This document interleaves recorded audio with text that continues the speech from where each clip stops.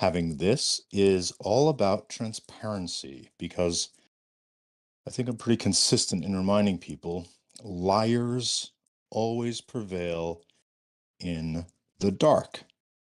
So the only way to be able to effectively call out a liar is to shine a light on them. And I've always sort of said that in my belief, it's the people who run away from any sort of being confronted with regard to um, facts, or pardon me, allegations and claims. If you run away from it, usually a pretty big red flag.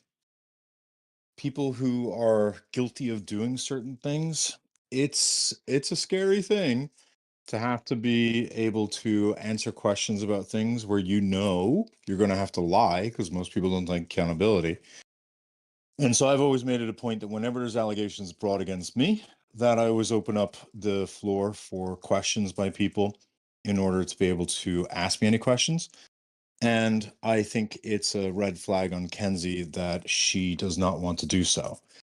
What I will say is that the purpose of this live is to really, or what are we calling this? Can we come up with a word for this? I don't like the word live, but I don't think the word Discord call is appropriate either. If someone has ideas, I'd really love to hear what people think. Let me see. Is there a way for me to? Are my only options? Interesting. So I can't just show an image. I can only share my screen. If anyone in here, if Ernesto or anyone who has more knowledge on this thing, does anyone know, am I able to use a different PFP or different sort of like a way of like showing an image as I'm talking? Not by doing a share screen. I know how to do a share screen. I don't want to do a share screen. I just want to have a permanent other image up. Oh, the people on Reddit, uncomfortable shirt. The people on Reddit are not going to come in here because most of the people on that Snark Reddit are connected to Marcel, the pedophile. And if people, in fact, if anyone's actually interested, hang on, let me get which one is the pedophile's account? Hang on. Or the rather, sorry, I don't want to misspeak, the pedophile's girlfriend. So the pedophile enabling pedophile? No, let me think. The pedophile enabling girlfriend. That's probably the best way of putting it. So that would be. Oh, sorry. Getting updates that I need to be careful with my language. Yeah, I was just about to tell you that it is I on. apologize. I apologize. There is a lot of freedom here. Okay, so yeah, the person called Normal Obligations 420 on Reddit is pretty confident that, let me just double check. Hang on. Yeah, pretty confident that that person is, yeah, Normal Obligations is the one. So Normal Obligations is the girlfriend of the Petrio Marcel that we exposed. When was Marcel? March of this year? I don't remember what season that is. But the reason why I wanted to be able to get access is I did see someone. No, was it April? Yeah, it probably was April.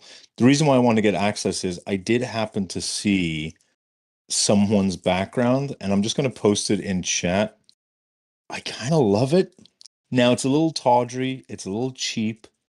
I think people need to understand that like I'm allowed to be a little bit petty. She has done some horrific things. And you go through a wave of emotions. Like the first wave of emotions was defeat. I was incredibly sad. I was very dejected. I felt completely gaslit. And, I slowly went from that, went through rage. I'm already past rage. I think you guys would have loved to see rage, but that phase has largely passed. And I think I'm sort of in the she's just a really bad person who other people need to be aware of because I'll admit she fooled me. To be fair, I do believe part of the reason why I have the council is that my ability to be able to spot toxicity or red flags when it comes to women is incredibly piss poor. And so the fact that I was all this time associating with someone who was a dangerous narcissist is not actually a huge surprise. I will actually take that up with the council because that really is more of their fault because that's one of their jobs. So I'm not going to actually take the heat on that one, I don't think. I'm just going to have to dock them this month's wage or something. So while we're waiting, and if anyone sees anyone come in who is asking questions, fantastic. I think it's a little weird to me that the Reddit is so vocal. Kenzie's server was real vocal a couple of days ago. Did anyone else notice that? Kenzie's server was real vocal a few days ago. Kenzie's server's gotten awfully quiet over there. And so I'm just kind of curious, like, do none of you all have a voice? Like, are you all just on Reddit and TikTok typing away, like getting out all of your anger and frustration with your fingers? Because if you actually had questions to ask, now would be the time. So I'm going to now sort of transition over ever so slightly to give a little bit of a free education to the people in Kenzie's server because I have come to learn that they are completely lacking in proficiency when it comes to the ability to identify and interpret manipulation.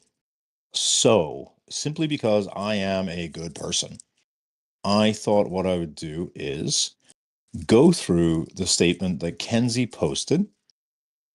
Now, unlike her, I'm not going to waste my time by saying the tree page monologue diatribe. I'm not going to waste my time with that nonsense. Um, to anyone who knows Kenzie, you know she talks your ear off. Where the hell is the? Oh, maybe I posted it later. Did I? Think I did. Sorry.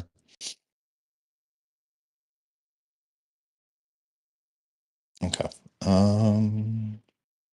I have already pre-annotated it. There we go. So let's begin. Um, this is her tree page statement. She claims that this is going to be her final statement. This will not be her final statement. The information that I'll be sharing on Wednesday will demand answers.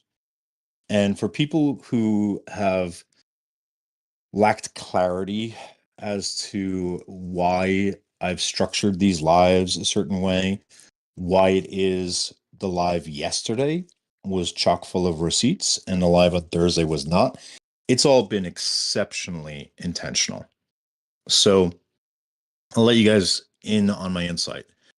There were two things that I needed that I did not have on Thursday. Two major pieces of puzzle. The first one was that I needed Kenzie to take a stance because I asked Kenzie for a call. I tried to be able to fix this in private. I tried to be able to address it in private even after I learned what she had done to me. I was happy to address it in private. And she would not simply talk to me. Now, I've seen her make, you know, DMs. I've seen her remark or respond to certain people's and certain questions so that I'm able to get some sense of what her position is on some issues.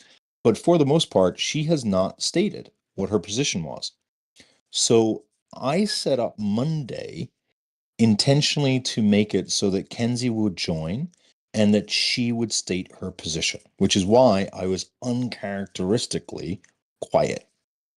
I needed to mute in order to allow her to tell everyone and go on the record. So now Kenzie's on the record. She can't backtrack. We have an hour and 15 minutes of her telling her side of things. Fantastic. For the next few days, I'm going to be picking that apart and showing you all how she's a liar. The second thing I wanted to do on Monday, which is, pardon me, on Thursday, which may explain why the live was lackluster. And I know I lost a lot of support on Thursday. I get it. I knew that would happen. I knew that by the end of that live, a lot of people would be like, this just seems like drama. This doesn't seem like a big deal. This seems like disorganized. This doesn't seem like there's much meat on it. I knew all that would happen. I didn't care because the second thing I needed from Kenzie, I needed you all to have a stage for Kenzie to show you who she really is. And my plan, which has worked out perfectly and which multiple people can validate, was my plan for Thursday, was to have Kenzie believe that I didn't really have any receipts, that I didn't really have any evidence, that I was feeling pretty dejected, that I didn't really have much gusto or desire to do the live, that I was only going to talk for a half hour and end the live. I can't believe she was believing that. Have you all ever seen me end in 30 minutes? I wanted her to believe she had the upper hand because unlike, people who have empathy, when you have the upper hand over someone, you don't usually rub it in. But Kenzie, when she's got the upper hand on someone, she's going to go for the throat. And I knew that. And I knew that in so doing, she would demonstrate all of the bad things and all of the bad qualities and traits that she has as a human being. So my plan throughout all of this was for Thursday, the very first live, for me to play stupid, act like I didn't have much, and then have Kenzie come up, make a long statement, and at the same time, that gets her on the record, and she would show her true colors. Then I would have a live yesterday, and I'll have another live on Wednesday.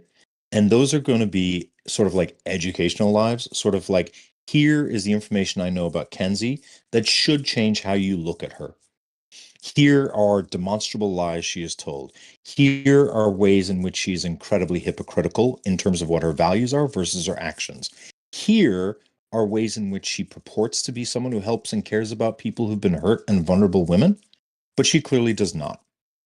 Here is the person who preaches about consent but doesn't give a flying fuck about it. Flying fudge. Sorry, TikTok. And so my plan was Thursday, let her do what she's normally like on a call with me.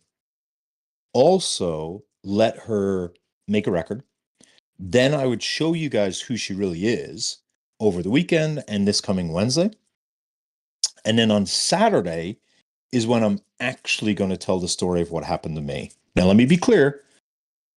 If you don't like me or you have no empathy towards me, don't show up for Saturday's live because it's going to be boring to you because you're not going to care to hear the details of how she hurt me. You're not going to care to hear how she was manipulative. Although there are a couple of really fun receipts in there that make her look really bad. The really juicy stuff was yesterday and on Wednesday. For Saturday, that's really me getting a chance to now, once you guys have learned all of this, really share with you what happened to me. And then what I'm going to do is I'm going to replay Kenzie's 1 hour monologue from Thursday. And when I replay it, you're going to see all the traits that I've identified over the past week in that 1 hour video. You're going to see her lying, and I'll be able to show you the lies as we play the 1 hour video. You're going to see her have zero respect for my boundaries. You're going to see her try to bully me into doing things I don't want to do, trying to coerce me into doing things I don't want to do. You're going to see her try to put words in my mouth. You're going to see her try to manipulate me. And you're going to, I think, view what happened on Thursday very differently this Saturday. Sort of similar to the live that I showed you guys yesterday, where some of the women who were harmed by Harry joined the live and Kenzie was on the live and Kenzie spoke down to them like they were nothing. When that live happened, most people in that person's live didn't say anything. They all just allowed it to happen. In fact, she was super modded because nobody cared. But once I give you the context and you rewatch it, that live looks horrific.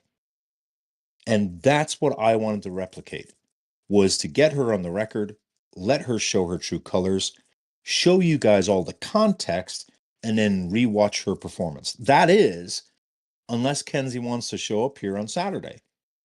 If Kenzie would like to come in here on Saturday and disprove and or address and or engage in quote unquote a dialogue, which again is Kenzie's key word for saying you're saying something I don't like, so I need an opportunity to talk to you to manipulate you. If she would like to join on Saturday, she's warmly welcomed to join on Saturday, provided she give me advance notice and she adhere to certain boundaries.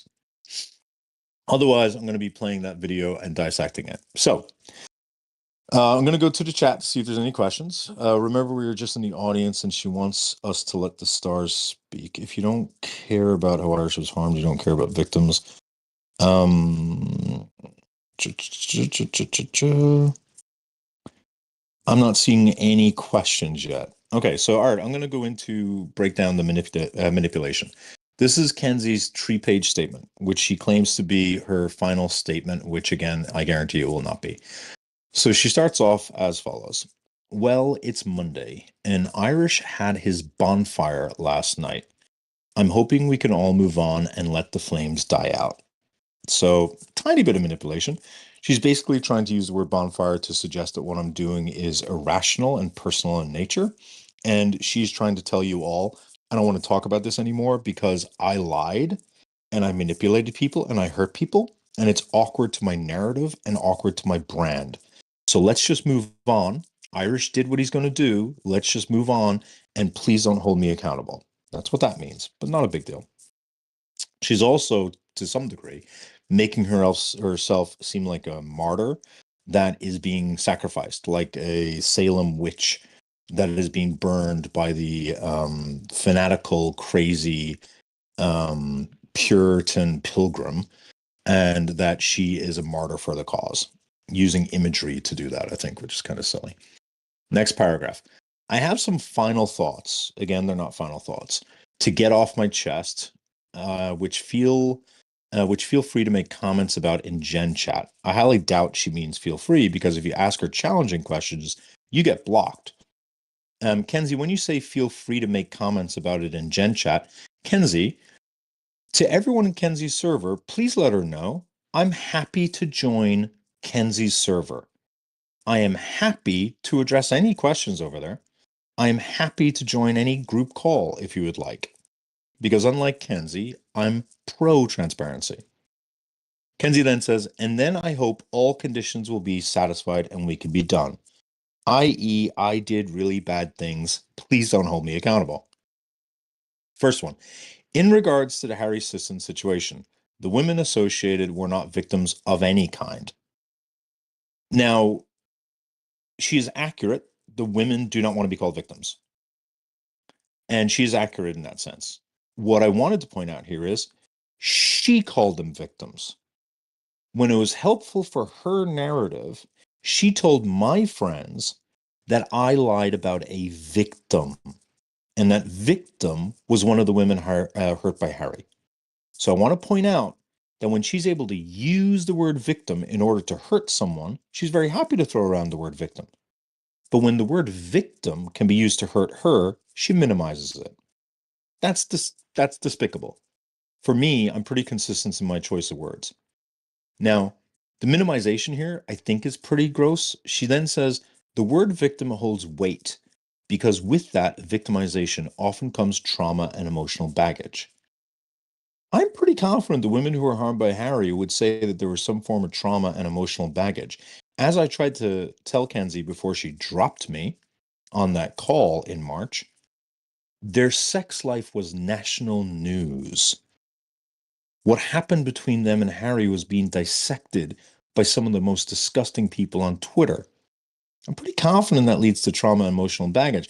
Now, I know that when the women told Kenzie they were traumatized, Kenzie said, I don't believe you unless you give evidence, but that doesn't mean they weren't traumatized.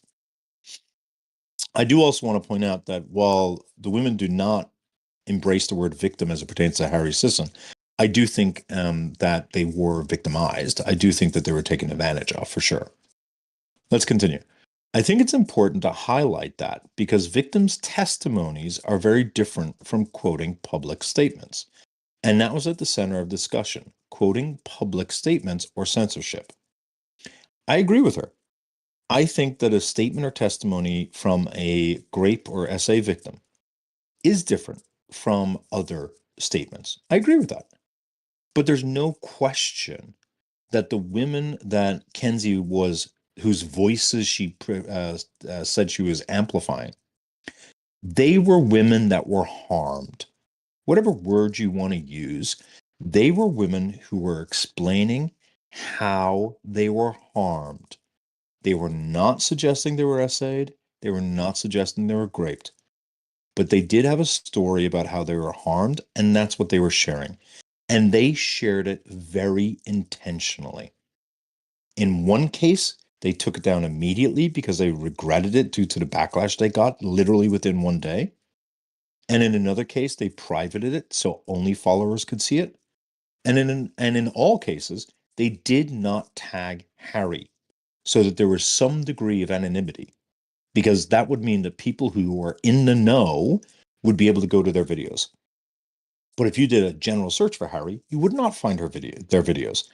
But Kenzie, by collecting their videos and putting them in a series dedicated to Harry, was taking away that sort of intentionality that a lot of the women had. Number three, which is why I concealed their identities but did not remove their quotes. That's not why Kenzie concealed their identities but did not remove their quotes. Everyone read number three again.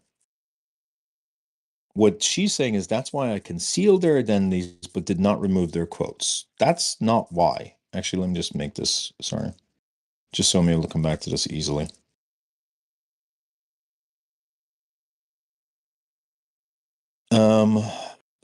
So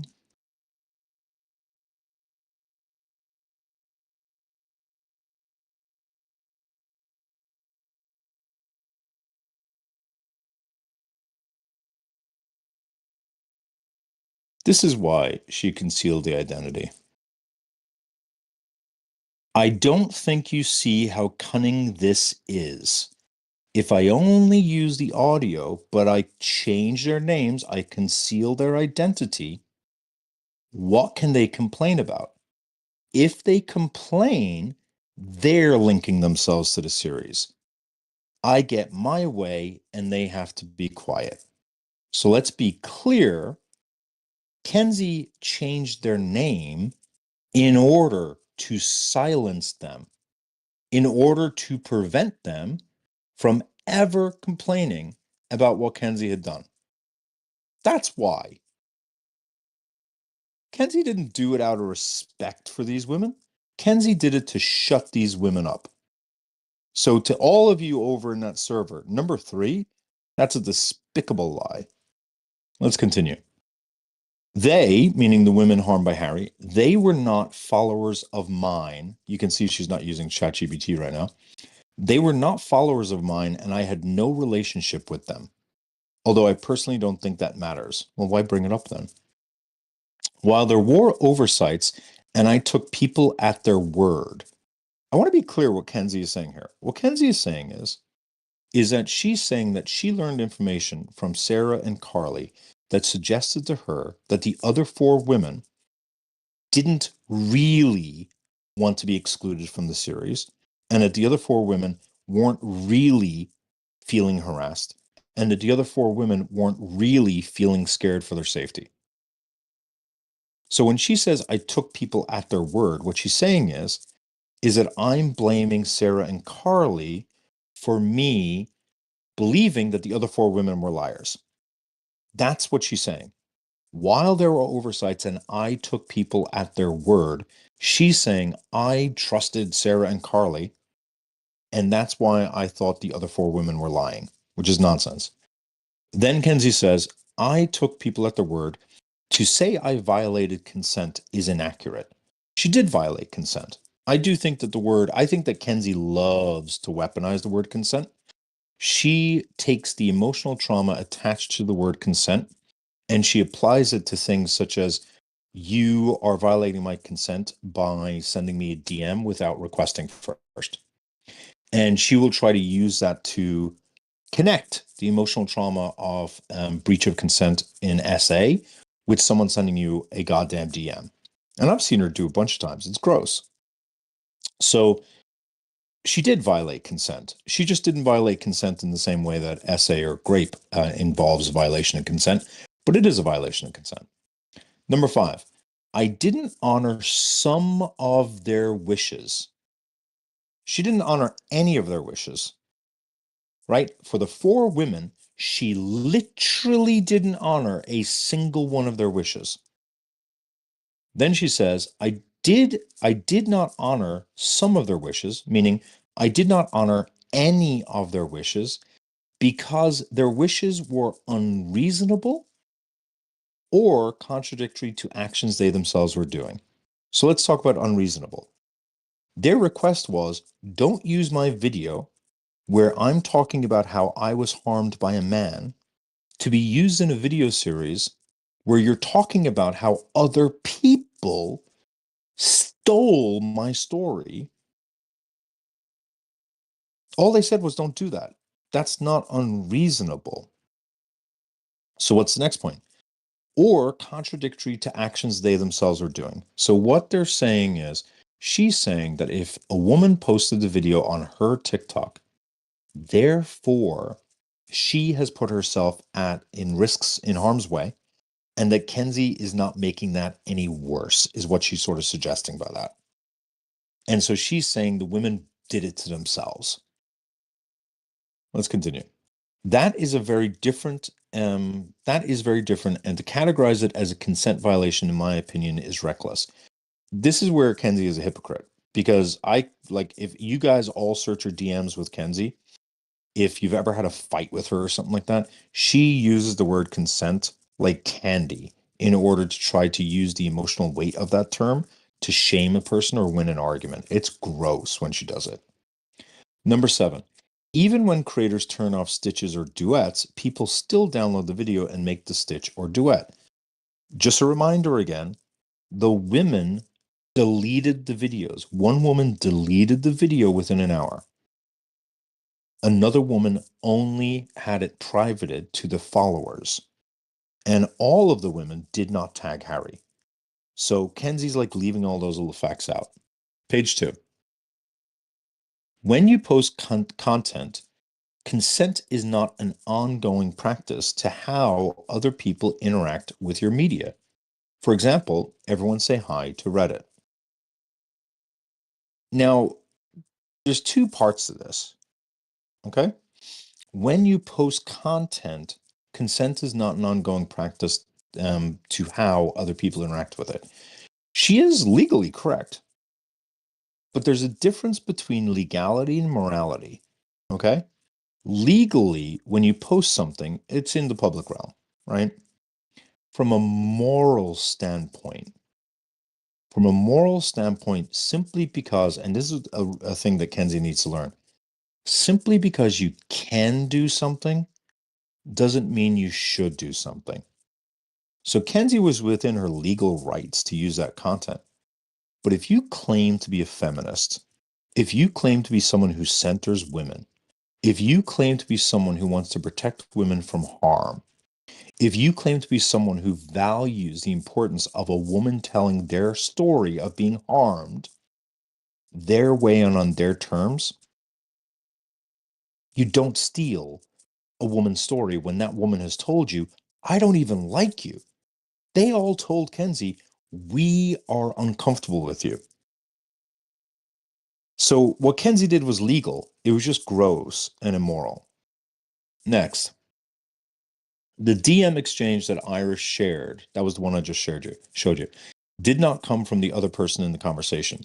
It came from Sarah. That's why it's my POV, which is kind of ironic that they'll share our private conversation publicly without either of our consent while making claims I don't respect consent. So let me talk about this. The fact that Kenzie is suggesting, let me compare these two. First of all, the person who is doing this is me, not Sarah, right? So get it right. I'm the one saying you didn't respect consent. The second thing is, let's talk about what Kenzie did versus what I'm doing right now. I am not respecting Kenzie's privacy because my goal is to expose how Kenzie is a dangerous and unsafe person by showing her lies and her hypocrisy. So, yes, I will not respect your privacy to protect your lies and hypocrisy. The women whose consent Kenzie didn't respect, they had their own personal story and they had a right to be able to determine how it was utilized. Kenzie felt entitled to do whatever she wanted with those stories. Those are not the same thing. Moving on to the next paragraph. In regards to questions about my personal life, claims about carbon, ECT, all right, ChatGPT must have been down, and or ex-husband, I won't be answering any of those because it's no one's business. Everyone read this carefully. I am actually disappointed that they would even be entertained by anyone in the server. Everyone in this server right now, or everyone in this call, or anyone on TikTok listening, do you think it's relevant information if you were to learn that I had DV'd another person? Do you think it's relevant information for you to learn that I was that I was physically violent with a partner and that I did it in a fit of jealous rage at a birthday party for my child surrounded by my ex-husband's family? Because I would think that's relevant. If the elder millennial pissing his pants is relevant to our evaluation of him as a person, I'm pretty confident that you centering yourself on your child's birthday and seeking control of your ex-husband to the point that him moving on from you causes you to violently lash out at him, that's dangerous. That's unsafe. So, people in Kenzie's server, you should demand to know, does she in fact hurt people? Now, on Wednesday, I'll be going into even more detail, but I'll be going into more detail about the fact that there's a reason why Kenzie doesn't care, and that's because Kenzie doesn't care about DV victims. And Kenzie laughs at DV victims. Laughs at DV victims. Because I'll be exposing how hypocritical Kenzie is. I'll be exposing just how gross she is. And you guys will all get a very different sense of whether or not she's an ethical person with integrity. Number 9 again, after the yellow. Irish is just making claims with absolutely no evidence. Okay, so Kenzie, are you denying it then? Irish is just making claims that absolutely no evidence that have nothing to. And by the way, the reason why there's no evidence, Kenzie, is because you called your free lawyer and you got him on the phone to advise you what to do so you didn't get arrested that day. Anyway, the lack of appreciation is astounding. Irish is just making claims with absolutely no evidence that have nothing to do with his grievances against me, just to humiliate me. That is not true. That's not true at all. I only shared that to explain to you why I was nervous about distancing myself. And that's why I was trying to create emotional distance, but I also didn't want to piss them off because I had seen what she does and I've seen how jealous she is. And she had expressed that she was jealous of people around me as well. So, yeah, I was a little bit scared of what she was capable of. Fuck me, right? If you see those claims, if you give those claims any credence, after all the evidence I have posted, you're doing exactly what he wants, which is giving it oxygen. He's a liar, manipulator, and abuser, full stop. Guys, first of all, I'm not a liar. Second of all, am I a manipulator? I think anyone who tells a narrative is a manipulator. A manipulator just means someone who has multiple different directions or routes available to them, who's able to craft the best route possible.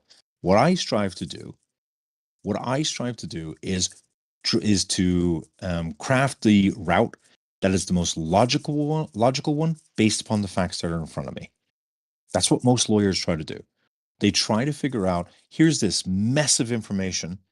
How do I make it make sense? If you want to call that manipulation, I don't know what to tell you. Like, to me, it's just sorting out the facts and seeing what the facts tell you and reading that story. Um, am I an abuser? I mean, I think most of us are abusive in some way.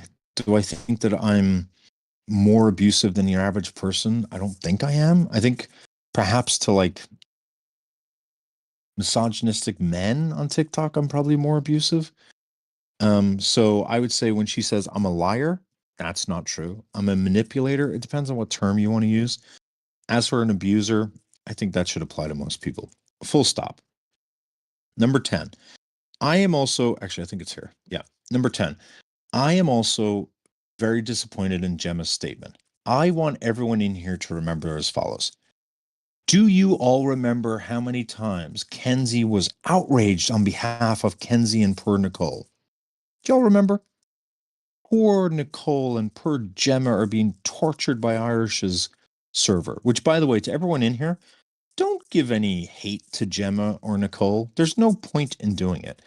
Don't tease them, don't bully them, don't go after them, don't do anything. All right? Gemma and Nicole are just really easily misled, and they're too arrogant to be able to acknowledge that. So just let it go. All right? However, she was very happy to make it seem as though Gemma and Nicole were huge victims and that they were suffering horrible mental stress as a result of, I don't know, as a result of what exactly? People in this server venting about what they did in this server? I don't understand why they would be upset given the fact that they went to another server to shit talk everyone in here. That just seems a bit weird to me. If they seem very happy to go to other servers and start shit and talk shit and to name people over there, and that's not abusive in their opinion. But apparently, when we get pissed off at what they do in our server and we talk about it in our server, we're creating a mental health issue. I don't get it.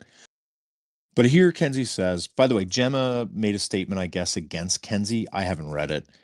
But I'm guessing that this is Kenzie trying to discredit Gemma.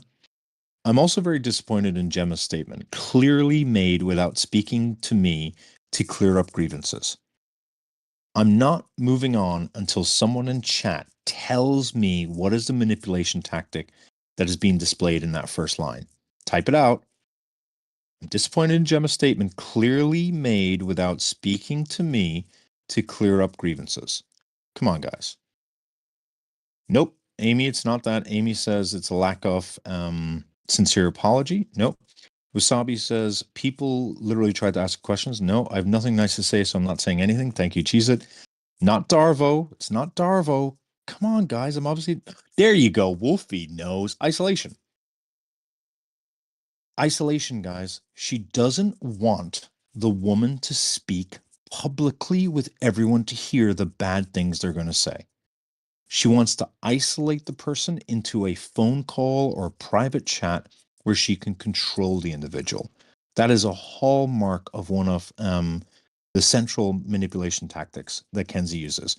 When anyone says bad things, she will direct them towards a private chat, a private call, and try to resolve it that way so that it's not known to other people. That's how she tries to silence people. Next point. While everybody is entitled to their opinion, Gemma, I think it's apathetic to make a. Did she mean to say pathetic? I'm actually not sure which one she meant to say. To make assumptions about situations you don't have all the facts on, and that you're entitled to issue it like a publicist in a Discord channel that was designed for something else entirely. That's a lot of stuff there, right? But let's break it down a little bit. So here she's saying, first of all, Gemma, you don't have all the facts on this, and therefore you're not allowed to talk on it. Again, Kenzie's very happy for everyone in her server to talk on things with limited information, so long as that talk is favorable to her. It's only when the talk is unfavorable to her that she doesn't like it. The other thing she says is that she posted it in a channel that was designed for something else entirely. She's trying to suggest that Gemma was inappropriate where it is she posted it, which is just semantics and nonsense. Now, the point that she says this, that her posting the statement and that you're entitled to issue it like a publicist. Guys, really, everyone in Kenzie's Discord, what's wrong with you? Where's your critical thinking? Like it's pathetically like not working or something. What she's saying when she says, "How dare you think you're entitled to issue it like a publicist?" What she's saying is, you're not allowed to make statements in her server that are negative towards her. How are you not recognizing what she's saying?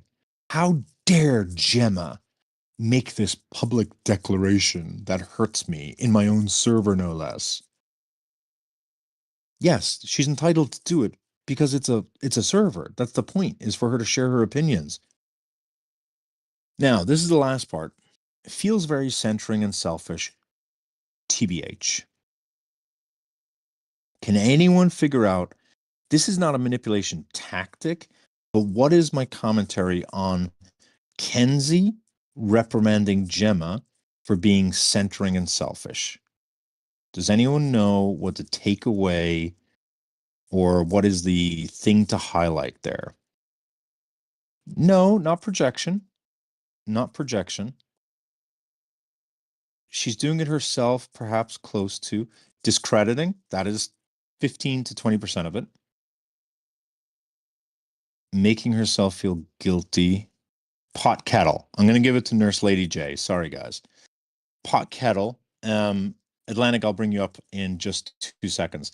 So Kenzie was very happy to make Gemma a huge victim, right, of me.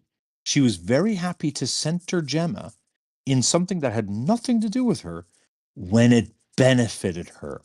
Gemma was the biggest victim around. Gemma and Nicole, oh my God, these two poor women are being talked about. At that point, that was a huge deal.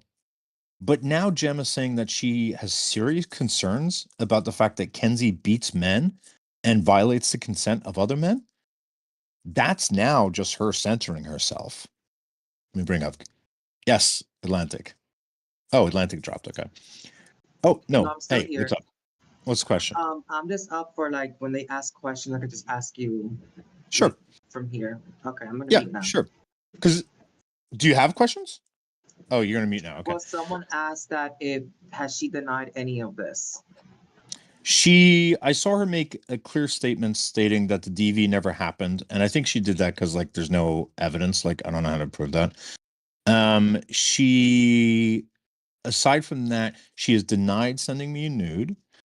I don't think I've seen her make a statement regarding the other screenshots of the sexual stuff she would say to me and my lack of response. So I don't think I've seen her deny that. I just haven't seen her talk about it. What else has she denied? Um, oh, it's not that she denied what happened with the four women. It's more so that she's saying the four women are liars. All four of them are liars, and that they didn't really have safety issues, that they just fabricated them, and that they did it to be mean to Kenzie. That's what she thinks in her head. Just like she thought me bringing up the fact that she was just a little bit victim blaming, just like she thought that was done to emotionally wound her, not because I was actually trying to advocate for someone. She believes that the four women fabricated safety concerns just to be able to hurt Kenzie and her video series because they care about Kenzie. So now I'll go through the rest of this. And my final statement is this. This experience for me has been a firsthand account of the misogyny women experience at the hands of men online. This is Kenzie trying to discredit me because I'm a man. Now, let me be super clear. You are allowed to trust me less. You are allowed to assume that what I'm saying is not necessarily true. You are allowed to assume bad faith because I'm a man. Totally fine with all of that, right? But the way that Kenzie tries to frame this, and because she brings up my gender a number of times, is that I should be entirely discredited because I'm a man. And to me, that's a step too far. because Kenzie has beaten a man. Kenzie has committed domestic violence on her ex-husband, right? And if you went by her logic, you're not allowed to validate her husband as a victim because he's just a man and he's just upset because he was beaten in front of his family, embarrassingly, by his jealous ex-wife. And so I'm not really understanding what my gender has to do with any of this, other than the fact that I assumed it played some role in terms of your sexual flirtation with me, Kenzie. The next one is Irish's entire grievance was that I lied to hurt his friend circle. Not quite. My entire grievance was that she had told people that I was tokenizing and exploiting the most vulnerable of women. That's not a small lie to me. She was suggesting that I was lying about the SA victims who I work with for the most crazy of motives. She thought, or she was telling them that I had lied about a victim, quote unquote, that's the word she used, that I'd lied about a victim in order to make her look bad. And so she was warning my friend group that I likely lie about all the, or some of the SA victims I help just to hurt people. Just insane, absolutely insane. And the reason why I have a grievance with that is not because it hurt me, it's because I saw all the collateral damage she did. That was the first time I realized that all the bad shit she did to me was not limited to me or men like me. That's when I realized she had no problem hurting women in order to be able to hurt men. I've got no problem that Kenzie doesn't like men, right? I don't have a problem with that. Look at all the women she has sacrificed. She's the one who brought Gemma into this, not me. She's the one who just threw Gemma to the wolves. She's the one who mocked Mac about Bobby, her stalker. She's the one, Kenzie's the one who literally denied a woman was raped just to be vindictive last week. She's the one who said that that another woman in the server should not be trusted because she's just a pothead.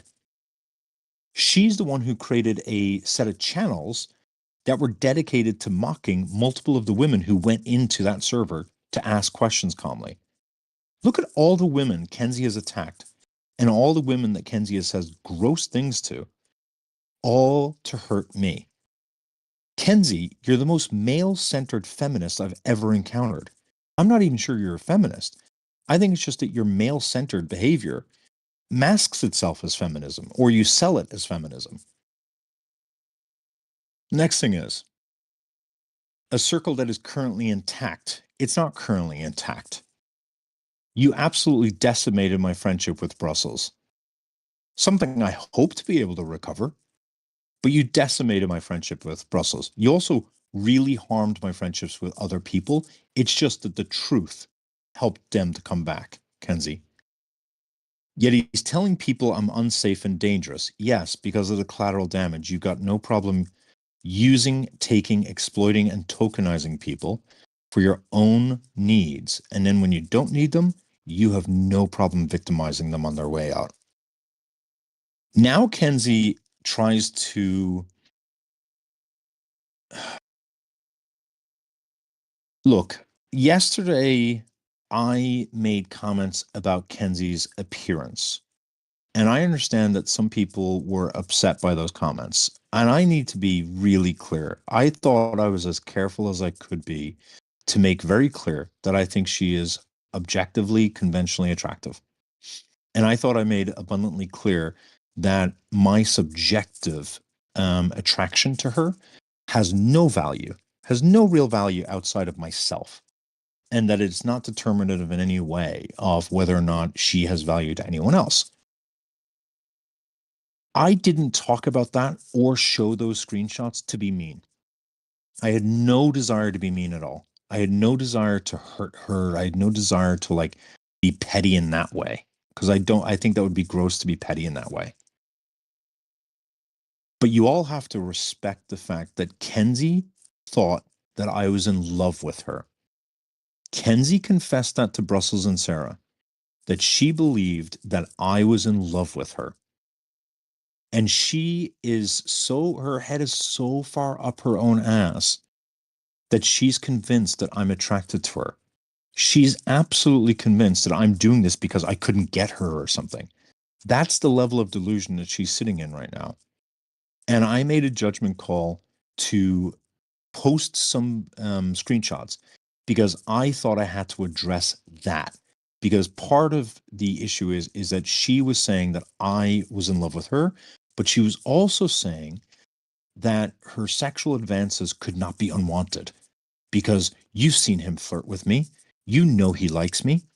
You know he's interested based upon how he's mutually doing that on lives. I felt like I had to address that. And I don't know how to address that without showing some of those screenshots. And so I am deeply sorry for anyone who felt, I don't know, like for anyone who felt like I was trying to be petty or I was trying to be mean or trying to make fun of women in general. That was not my intent. That was not what I was trying to do in any way at all. But she's putting that fact at issue by suggesting that I wanted her. Now, I think what's kind of gross here is she characterizes what I did, where I did say most of what I just said right now.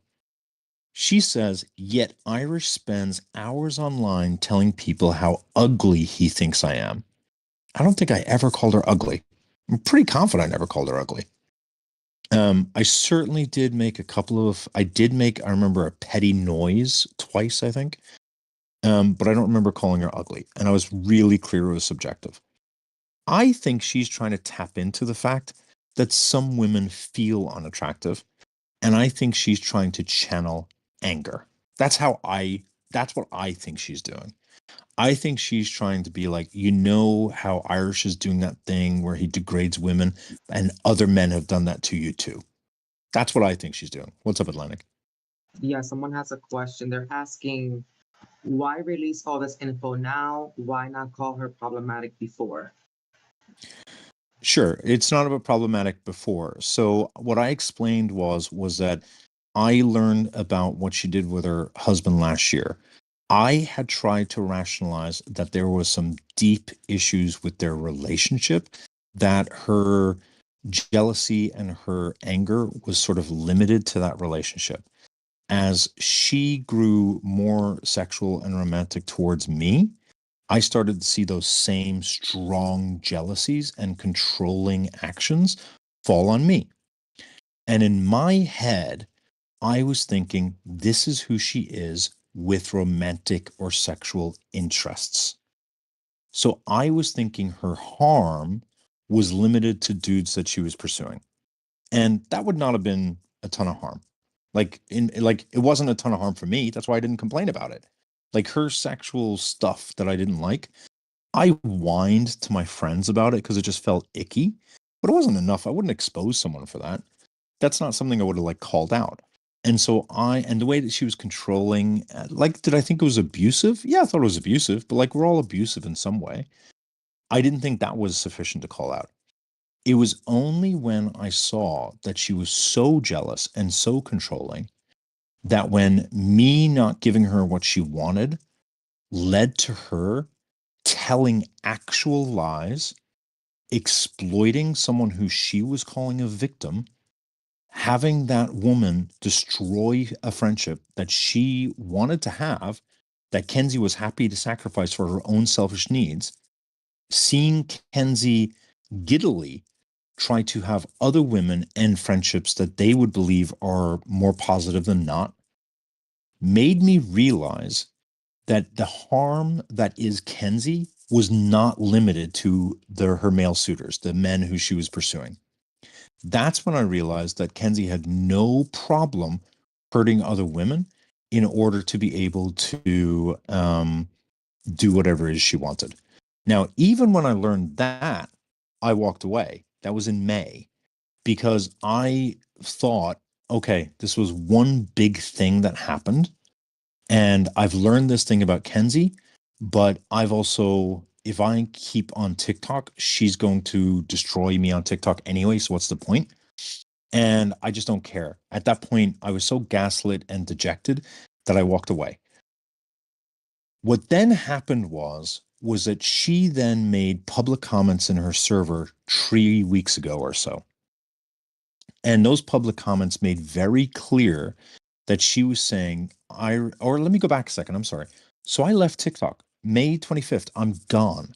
I should have been out of her mouth, right? She should not have cared about me. I know from later talking to Sarah that she was still talking about me and that she was, which makes a lot of sense in context. She was really upset that I stayed on Discord, is what I found out. She thought that if I left TikTok, I would also leave Discord, and she would complain to Sarah about the fact that I was still on Discord, active in a Discord community.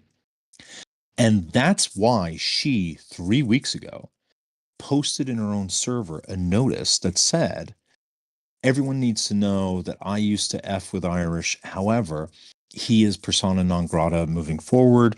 I no longer consider him a safe person. She did that not to protect her community, because I wasn't going live. I was gone for over a month at that point. She did that in order to destroy the community that I had on Discord, because she wanted to take away any influence I had at all, which is so messed up, right? And I think that her doing that to some degree put a bit of a target on this server. And I do attribute to some degree Kenzie basically saying, I am no longer giving protection to this man, is what led to her two good friends, Gemma and Nicole, coming into the server and creating this big drama, fake controversy in the server, where they then went to another server and they didn't just simply talk bad about me, they started to denigrate the women in my server. And they started to say the women in the server are internally misogynistic. They started to say that the women in the server have real issues, that the women in the server are stupid.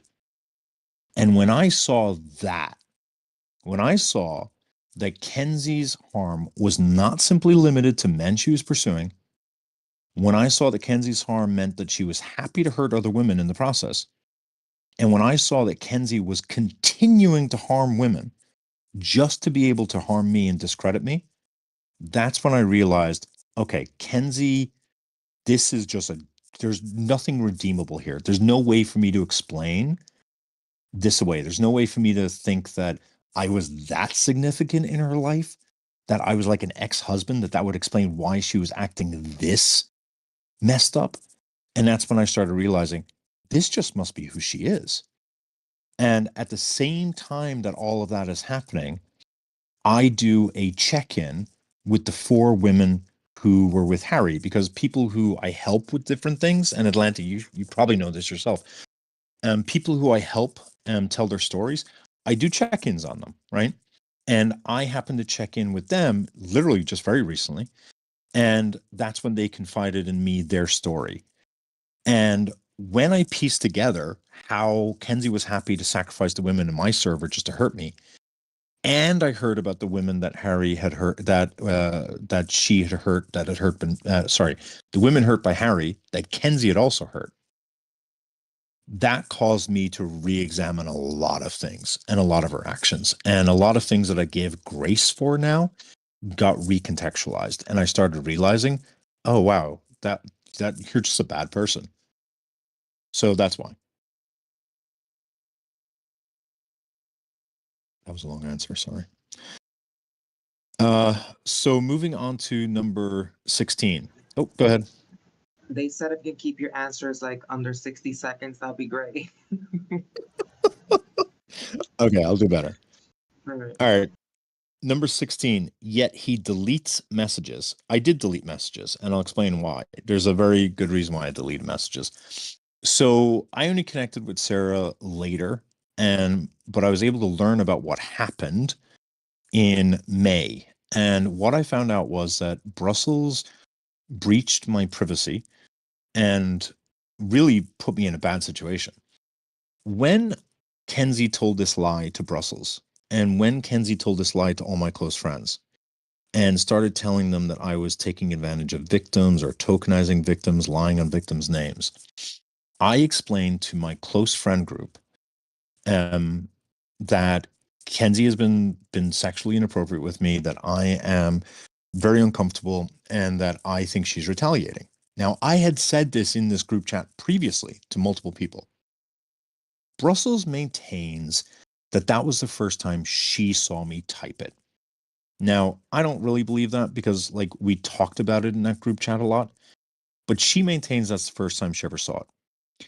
And so she went to Kenzie and told Kenzie, hey, did you know that Irish is saying that he has gotten unwanted sexual advances from you and that he's scared of you retaliating against him?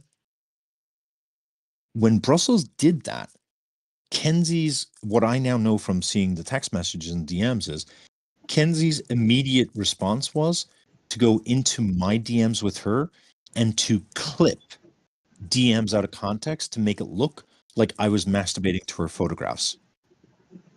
And so when I heard that, I was like, nope, I'm not giving you any fucking content. So what I did was I did a 4-hour screen recording of all of our chats as I went through, deleting anything that she could try to weaponize or take out of context. And I took a screenshot of the before and the after, and I have a screen recording of me doing the entire thing so that I have a complete record, but she also doesn't have the ability to take anything else out of context in order to spread this lie that I was doing something towards her. So that's why. Go ahead. Okay. So someone asked what happened, and then someone is asking that why you thought it was appropriate to call yourself the king of feminism. That's me being a petty little bitch. Obviously, I'm not the king of feminists. Obviously, I don't even know if I'd call myself a feminist. I like to help people, and that's about it. So that was just me being petty. She used to what's the right word? She would just say, and I have it in my DMs. I'll have it for Saturday, I guess. She used to just sort of basically say, no one would believe you if you ever did a live on me or ever did a call out on me because I'm the queen of TikTok. I'm the queen of feminist TikTok. She would refer to herself as the queen of feminist TikTok all the time. So I just said the king of feminist TikTok just to really piss her off. That was me being petty. The other question was, what is going on? Bro, like, you arrived late. Like, it's a cinema. It's a movie you're watching. You just walked in halfway through. Don't turn to everyone and ask what's going on. Watch the YouTube video. All right. Continuing. Yet Irish presents conversations inaccurately. Kenzie, I dare you to join me on a live and tell me what I'm presenting inaccurately. That's relevant and material. Next thing. Yet Irish talks about my romantic relationships that he knows nothing about. Why is it you kept me up late at night telling me about them then? All of this has, oh, by the way, if I don't know about your romantic relationships, why do I know about the person who you receive money from who is in your audience all the time that you are also having a sexual romantic affair with? And why do I have all of your messages with him, Kenzie? If I don't know about your romantic relationships, why can't I literally describe sexual fantasies that you two engage? I'm pretty confident I know. I probably know as much about your sexual rampages as your ChatGPT bot, Kenzie. Sorry, what's up, Atlantic? So someone asked, why do you space these lives out like they are a WWE SmackDown? So here's, what's really kind of annoying? My response to that is, don't watch it. How miserable is your life that you're watching me talk right now and you're thinking in your head, I don't want to watch this. Literally go to another live, you whiny little prat. I can't stand people like that. As for why they are so long, is because for some reason on TikTok, it's weird. I feel like there's a contingent on TikTok that if they know I say something, it's fact. And then there's another contingent that hates me so much that nothing I say will ever be trusted. And therefore, sorry guys, I have to share a lot of receipts. And so I share hundreds of receipts so nobody can deny what I'm doing. The other reason is I'm verbose. All right, next point. All of this has just been a smear campaign to humiliate me. No, it has not been. As she said earlier, it's to identify her as unsafe and dangerous and for people to make up their own mind. And she should not complain about a smear campaign when she's the one who was lying behind my back. And why? Because some man got his feelings hurt. My feelings weren't hurt.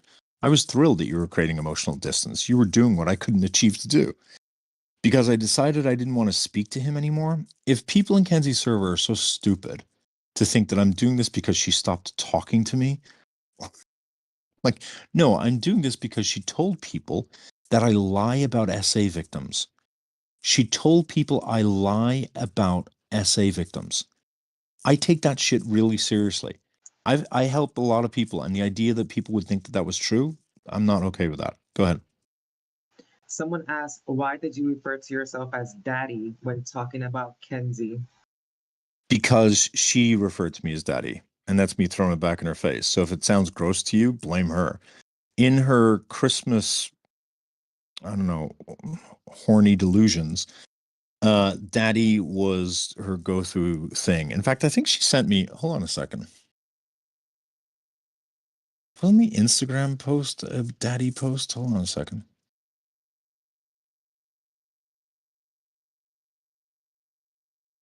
And guys, you got to remember, like, this was pretty traumatic in the sense that, this was a lot of, this was a bad time. And so there's a lot of trauma involved in it. On the flip side, it's cathartic to talk about it, but also sometimes you're going to get a little petty and you're going to be like, remember this? Let me just go into, there it is, unwanted advances. I'm pretty sure she did a Christmas one. Hold on one moment.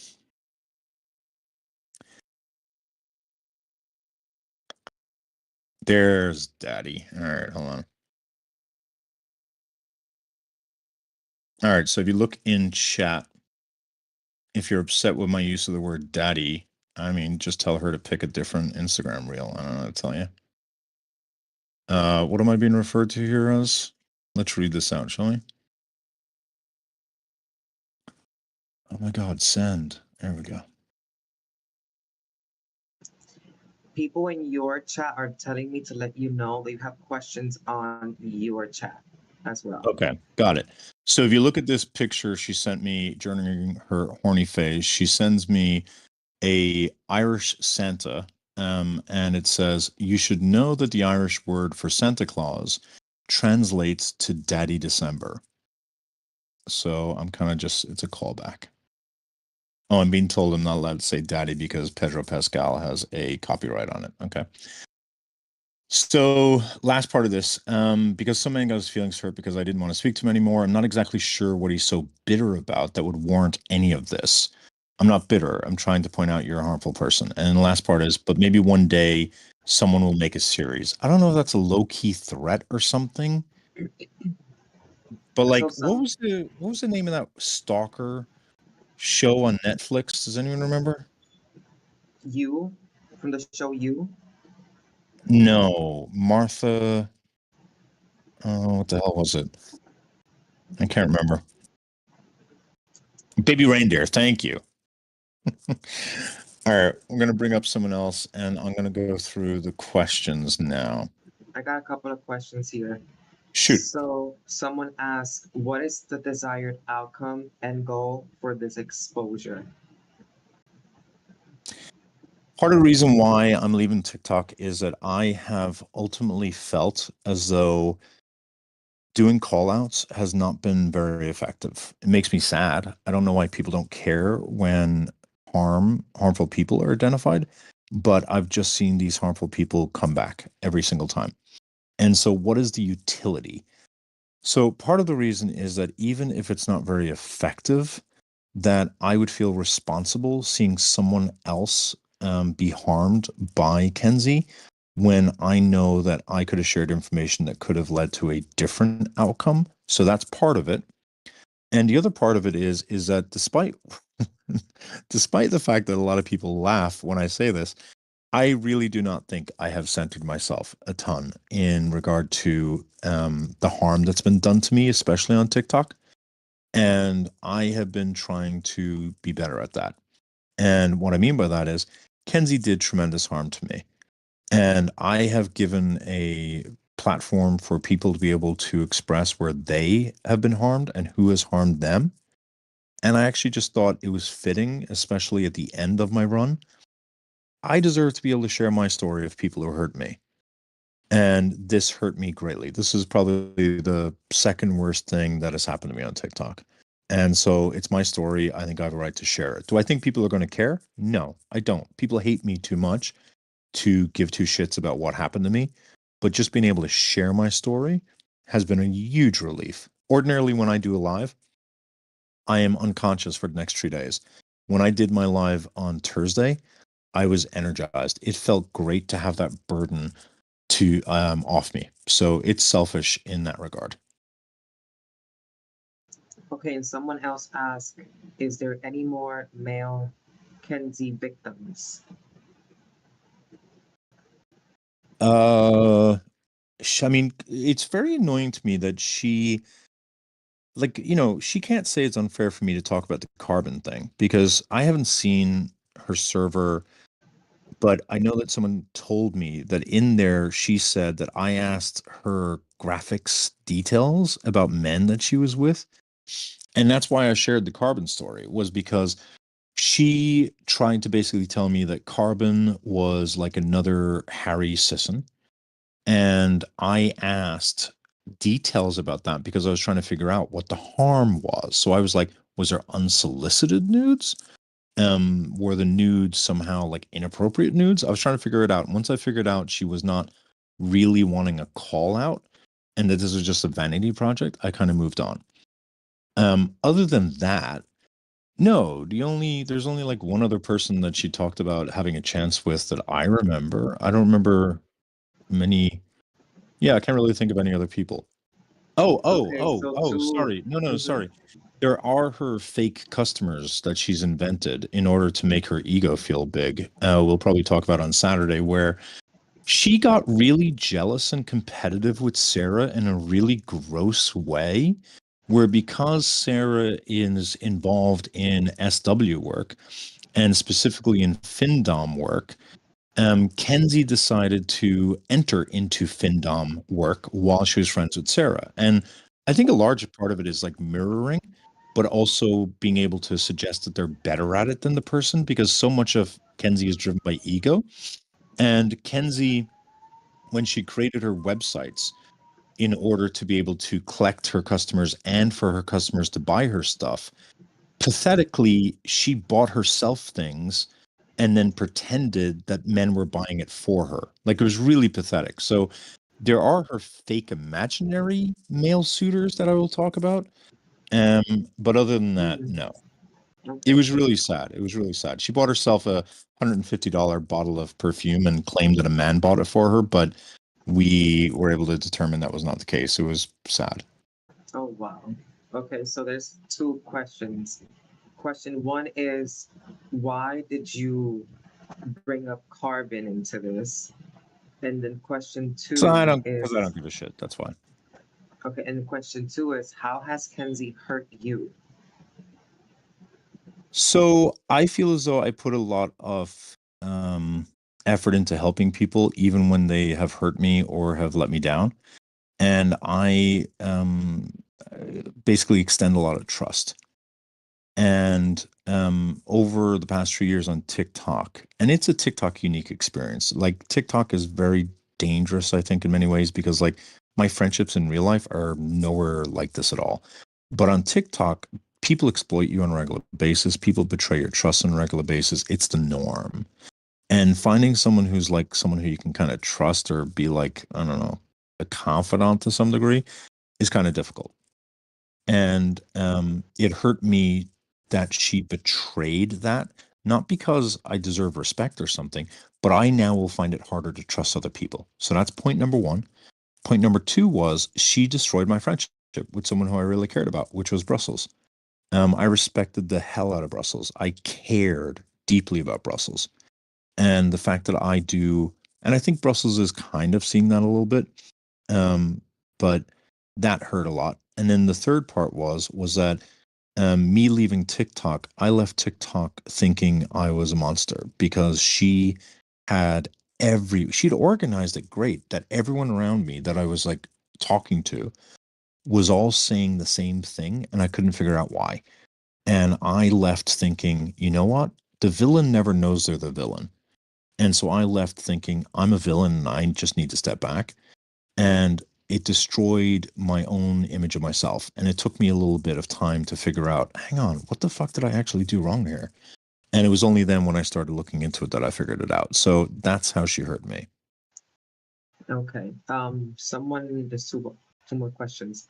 Someone asked that what happened with Brussels and how was she involved in all of this? And how did you determine they were fake customers? Fake, fake customers. That's an easier one. So there's a website that's created for you for sex workers to have people buy stuff. It's basically the Amazon, basically, of sex workers, and it's called I'm just going to pronounce how Americans do it, Throne. And when she first set up her Throne, she sent Sarah a screenshot of $150 bottle of perfume. And Sarah looked at it and she was like, that's a weird receipt because it has the taxes on it. Why would it show the taxes on it? And Sarah realized that Sarah herself had bought one thing on Throne one time, and she went through all of her Throne receipts. Every time she's received a gift, it looks like one thing, but when you buy a gift for someone else, it looks like something else. And so the thing that Kenzie was passing off as proof that she received a gift was actually the receipt format for when you purchase a gift for yourself. As for the other question, my ADHD has forgotten it. And it was a good question. What was the other question? Oh, Brussels. I have to credit the story that I understand Brussels has.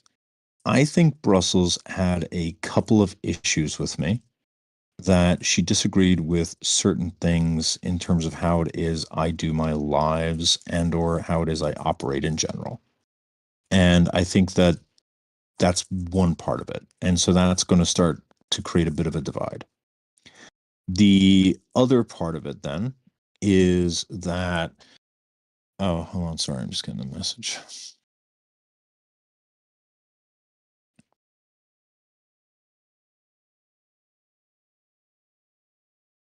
I don't see anything. Oh, okay. Oh, I can already see this coming. Oh, this is going to get really messy if what I'm seeing has any relevance. Oh, Atlantic, this is going to get messy, messy, messy.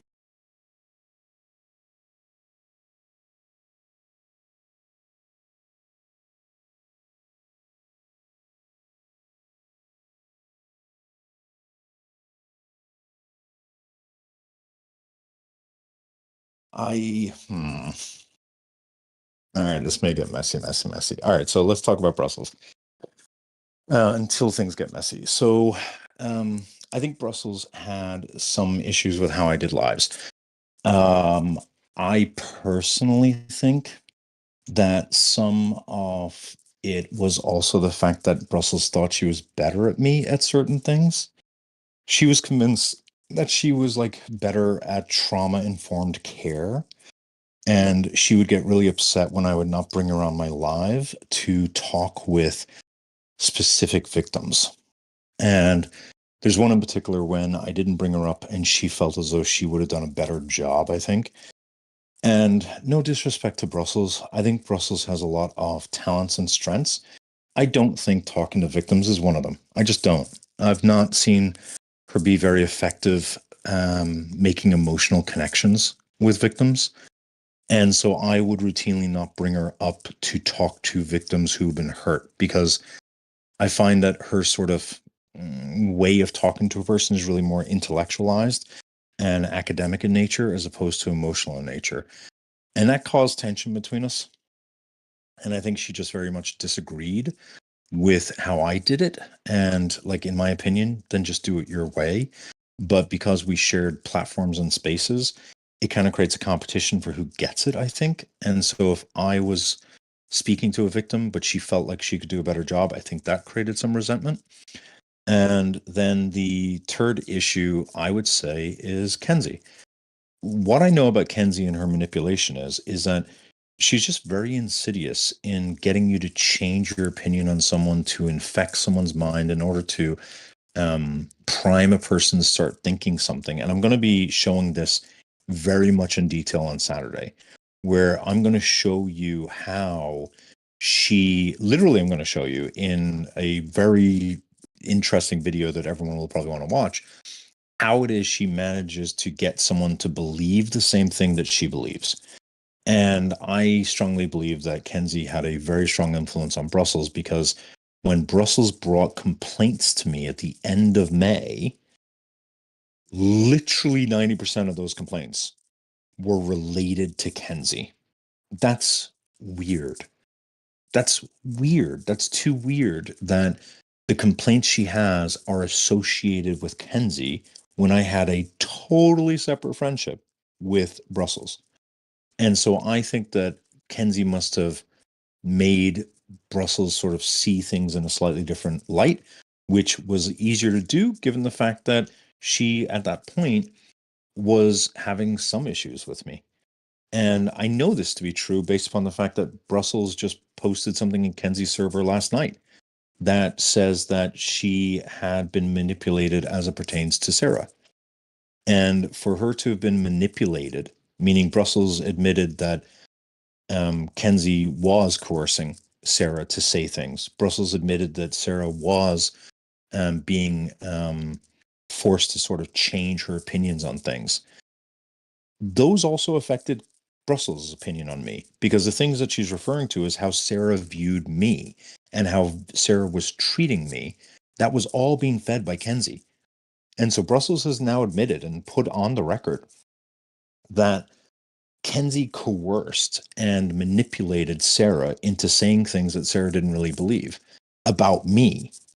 Therefore, I don't think it's crazy for me to think that Kenzie also did the same thing with Brussels. So that's what's going on in Brussels. Guys, Brussels is taking some time off. And as angry as I am about what happened, I don't want any ill will towards Brussels. I really don't. I really cared a lot about Brussels. And I think they just kind of don't want to be really involved much. And I think they just want to take a step back. I did have a hope. Well, whatever. Yeah, go ahead. So people keep asking about carbon. So just to I got no confirm, more details than that. All she complained about was that she had exchanged nudes with Carbon, and that she had later found out that Carbon was exchanging nudes with other women at the same time. That was all she had shared. did she want you to call him out or suggested a call out?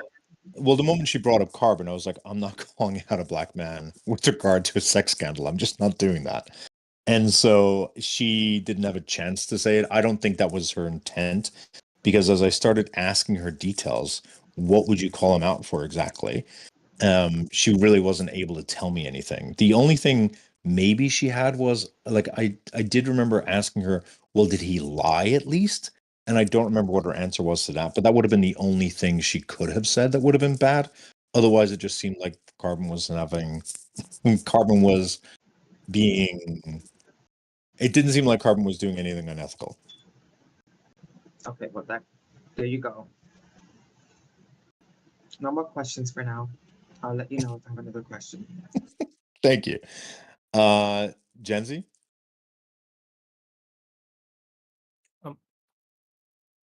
Oh, yeah. Hey, Irish. Oh, hey, Katie. Do you have any questions? So yeah, so this comes from Mountain Kisses. Mhm. I sent you two screenshots, one titled 1 and one titled 2. Mhm. She said, I seen this and was wondering if he could please clarify this message exchange, because this goes against what I heard him say previously. I don't want to believe he lied about not asking. That's number one. Yeah, Shall I yeah. wait while you read it over? You know, I've already looked it over. So I've already gone into this one in detail, but I can get you the screenshots right now. So Kenzie, so this is exactly what I'm talking about, why I did delete things, is because I was alerted to by Sarah, literally just recently, that Kenzie was taking screenshots of our chats, and that she was sharing them with Sarah and multiple other people to suggest that I was perving on her. But she was clipping them out of context, completely out of context, or removing really important information that would like make it not as bad as what it is she was trying to make it. So that screenshot is one of the screenshots that she had shared, which to me it looks like, if someone is looking at it very quickly, they could be like, oh, he's looking for actual TIT pics. However, let me get you the full set of screenshots. Here we go. And before I share the full screenshots, to anyone who thinks that that type of language is disgusting, I mean, good for you. Then go get different friends. My friends would say that we wouldn't think twice. We just don't have a stick up our ass. I don't know what to tell you. But the reason why I say that, and people who know me know this to be true, I could have 20 people join right now.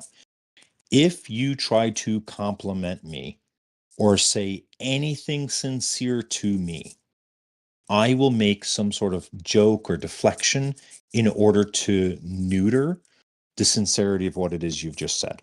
I do not like people making sincere thank yous. It weirds me out. It makes me feel uncomfortable. I'm sure it's childhood trauma. Okay. And so Kenzie in the statement, and let me put this in chat right now. If you guys go to chat, I'll show you what it is they're talking about. So this is the one on its own. So I just posted it. Give it a second to catch up. There we go. So the first screenshot, Kenzie says, "Thank you. You have been a lifesaver this week, though, and I can't thank you enough. I'm very grateful for your friendship." That to me is something that makes my skin crawl, that someone is saying something nice and sincere. So I'm going to say a joke or something just to deflect and get away. So that's where I was like, tit pick or shut the fuck up. So basically, like, if you really liked me, right? Then I add the JK because I'm trying to be clear, don't take that seriously. And by the way, just to be also clear, this was at the beginning. Things hadn't really gotten weird yet, right? So like I didn't know I was in weird, scary territory until late summer. And she then says, wow, that escalated quickly. If you look at the screenshot, I now start talking about our chemistry on the lives. I'm not talking about a tit pic because I wasn't looking for a tit pic. She then says in response to the tit pic, I'll give you one if you want. I have some nice ones from a boudoir shot I'd be willing to share. Now, that's the only screenshot she shared with anyone. And I issued my statement a week in advance of doing my live very intentionally. I did that because I wanted to trigger her so she would make mistakes and show who she is. So in the week that I announced that I was going to do a live, she started posting evidence in advance. And she posted that screenshot to create the image that I'm asking for tit shots, right? What she didn't show was this second screenshot, which is literally the next screenshot. And in this second screenshot, she just asked me, I would give you some if you want, Irish. I have some nice ones from a boudoir shot. And my next response is, while that is an offer I never in my wildest dream felt you would ever make, for the sake of the fact I value our friendship, I must decline. So if I was actually looking for a tit pic and she literally offered me one, why would I say no immediately after? And more importantly, why does she then try to re-offer it? After I've literally said, I decline, she then says, ha ha ha, I'm in a vulnerable place. Plus, I'd honestly consider it more art than sexually explicit content. Now, I don't know. If you've never talked to people, you may not realize that when she's saying, I'd honestly consider it more art than sexually explicit content, to me, that's her basically saying, well, it's not going to hurt our friendship. It's not really that big a deal. I wouldn't consider it overly sexual. Please take a look at my naked body that you've just told me you don't want to look at. So Kenzie's showing you literally 50% of the conversation where it looks like I'm actually asking for something, but she's not showing you the other 50% where I'm very clearly saying, no, thank you. And so to me, I'm very happy with how this played out because you now see how dishonest she is. I would never post a screenshot that is that type of out of context. And that's exactly the type of person Kenzie is. She has been sharing screenshots clipped out of context. Have you guys seen the screenshot? There's a much more scandalous screenshot, Katie. I'm very disappointed in your research because in her server, there's a screenshot of me talking about I'm a pervert. I have a folder. People in the comments, does anyone know that one? I know I that one, am, but what do you yeah, mean, like, what do you mean, like, yeah. well, we can Well, I talk thought, about that later. yeah, I thought you'd confront me with that one because that's a good one. And Oh, no, so, no, no, this is from somebody else. The question I had for you, you already answered oh, a little while okay, ago. got it. So that one, I want you all in the comments right now. The one where it looks like I'm posting a photo and then I say, I'm a pervert, I have a folder. Out of 10, how nasty, creepy, pervy does that seem right now? Can you Anyone? post that picture again so I can like expand I it? don't actually have it. That's one she had. That's not a I know 10 uncomfortable shirt. I kn Oh my I God. knew what you're You I know what you're talking about. I was like, I think I said something like, "I'm pretty sure that's a fucking joke." Well, it's not just a joke. There is, let me put it this way. Wednesday is me showing what a fucking liar and how she takes things out of context. That I want everyone to remember that screenshot because, like, there's no screenshot. There's not a single screenshot that Kenzie could show that I would be embarrassed of. Not a single goddamn one because I didn't talk to her sexually like this. I would make jokes, but I would never talk to her in a sexual way with any sexual actual desire, if you know what I mean. You can tell the difference when someone's joking versus someone actually making sexual overtures. And so that thing there, what she's not telling you, well, I want to save it till Wednesday, but like it'll show you how dishonest she is. Irish, someone's Yeah. asking if Oh, did she Atlantic, I'm send sorry, but I do have a second question. Oh yeah, that second screenshot, I don't really, that's basically Sarah hearing me on a live where I'm talking about unsolicited nudes. Sarah reports that back to Kenzie, and Kenzie says, I never sent that man a nude. And then Kenzie also shares a screenshot that suggests that I'm doing something inappropriate, which is another out of context screenshot, which I'll be addressing on Wednesday. On Wednesday, I'll be addressing all her out of context bullshit, which now that I'm announcing that, I expect you'll see some updates in her server where she'll be deleting things. Kenzie, if you're listening, I've already made a record of every goddamn screenshot you've posted as being accurate.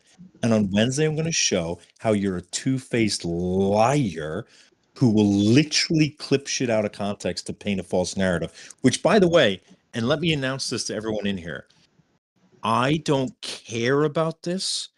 I'm not scared of this whatsoever, but I do think it's ironic that Sarah will also confirm that Kenzie tried to make Sarah make a false allegation against me of sexual misconduct, which is wild considering the fact that Kenzie Kenzie is the one who sent Sarah unsolicited nudes. Kenzie, your audacity is astounding that you tried to coerce Sarah into making a false sexual misconduct allegation against me when you're the one sending unsolicited nudes to Sarah. You weirdo. Sorry, that one I just find just the height of hypocrisy. So yeah, that's what that screenshot is, Katie. Are you gonna ask your second question, That Katie? was that was That was the second one. That was the second one that Mountain Okay. wanted me to ask. Okay, so someone asked if she ever sent you the boudoir photos. I don't know how to pronounce that shit. Boudoir? boudoir. Boudoir? Yeah. Well, see, boudoir photo just means that it is usually taken in a specific location that's dedicated to taking sexy photographs. And so, like, I don't know if that was her boudoir photos. I can't compare what was sent to me and what was her boudoir photo. Like, so I don't know what her boudoir. I should maybe ask Sarah. So no is the answer, right? I don't know. I don't know how to compare them, so I wouldn't have a clue. Okay, somebody keeps freaking bugging me, asking me the same question like a billion times. They're asking Annie, can you ask your question again? Because I lost it. Something about 1 second. Annie, hurry up, answer your question. Ask your question again. No, take your time. Oh, something about. Oh, he said why wasn't Carbon's consent asked to have his business shared? Yeah, you'd have to ask him. Thankfully, I didn't see his business. I was only told verbally. I personally think that she was telling me about Carbon in order to communicate that other men find her desirable. That's really what I think it was, because this was the day after she wrote me and sent me that poem. That was a weird sexual poem that I did not respond to. And I think she was not happy that I did not respond to that. And I think she brought up the fact that Carbon had been sexually interested in her at one point in order to like remind me or something that she's sexually desirable. But maybe I'm crazy about that. But otherwise, I don't understand the utility of it. She says I need to have a phone call with you. And she, by the way, on Thursday, let me just grab my DMs with her right now. God, I can't stand this liar. Yeah, sorry. Quick thing, Echo said that she brought him up first in her Discord. So for those Oh, who know why Carbon's being brought up, it's because she herself did it. oh, that's helpful. Wait, So 1 second. Someone is asking. They said no. They meant why didn't Irish get Carbon's consent before sharing his business? Car, I mean, hold up a second. yeah, You know what? Let me not even say that. I don't want to start some other shit. Go ahead, answer the question. yeah. Let me answer the question. I'm going to answer the question because nobody gives, like, look, I'm going to be a whiny little bitch right now. Nobody gives a fuck about my feelings, so I'm kind of done giving a fuck about other people's feelings. Nobody, everyone's happy to laugh about my trauma. Everyone's happy to make a joke about the bad things that happen to me. Everyone's happy to share false rumors about me. No one gives a shit about it. And so I'm sort of in my era where nobody ever in the past 3 years has taken a single bit of effort to protect me, center me, give two shits about me. So I just don't really care. Like I don't think Carbon's going to cry. I think Carbon's going to be okay. Carbon will survive. Oh no, I outed that a man has sexual relations with women. How dare he? He's not being accused of any sexual misconduct. He's not being accused of anything inappropriate. He's the only inappropriate thing or only embarrassing thing is that he was apparently in a relationship or something with Kenzie. I mean, sorry, you should have told her to not blab about it. I All do right, find it funny that that she answers it. that I do find it funny that people are asking you when they really should be like, "Hey, Kenji, why did you do it?" But since it's you, and since they hate you so much and they're up her ass, they're acting like it's your fault. Yeah, and I don't really like I don't have an issue with Carbon, just to be clear. But I actually like, okay, so some people are going to maybe go to his live and be like, "Did you really do something with Kenzie?" I think what I'm just kind of fed up on is being like a bit of a punching bag, and I'm just kind of tired of it because like one of the things that I will be doing with Kenzie, and Kenzie, you should prepare yourself for this, is in the past 3 years, I feel as though people have put me under a microscope and literally anything I do is turned into some sort of big fucking deal. And it's exhausting. And so I just think it'll be a really interesting exercise. Not a slander campaign, not a smear campaign, but I think there's a lot of creators who get like a free pass. And I don't really quite understand it. And I kind of want to shine a mirror up and show them what it's like for people to really know everything and to put a spotlight on it. Because it's been a little bit annoying the past 3 years that it just feels like it's me and a couple of other creators have to deal with that shit.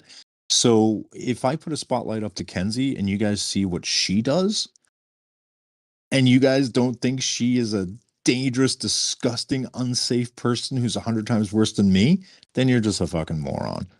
So I don't know. I'm just doing a truth tell all because I just don't care at this point. Although that's sad, there is one man who she did brag about being interested in her that I am protecting only because I have a man crush on him and I can't devastate that by learning whether or not what she said is true. So I think I'm protecting my own mental health for that one. Somebody Oh, and also it's asked, not relevant to the story. Also, it's not relevant to the story. Sorry, I forgot about that. Sorry, I did forget about that. I only brought up Carbon because she told everyone that I was asking her explicit questions about men that she had been with. Everyone look in the chat right now.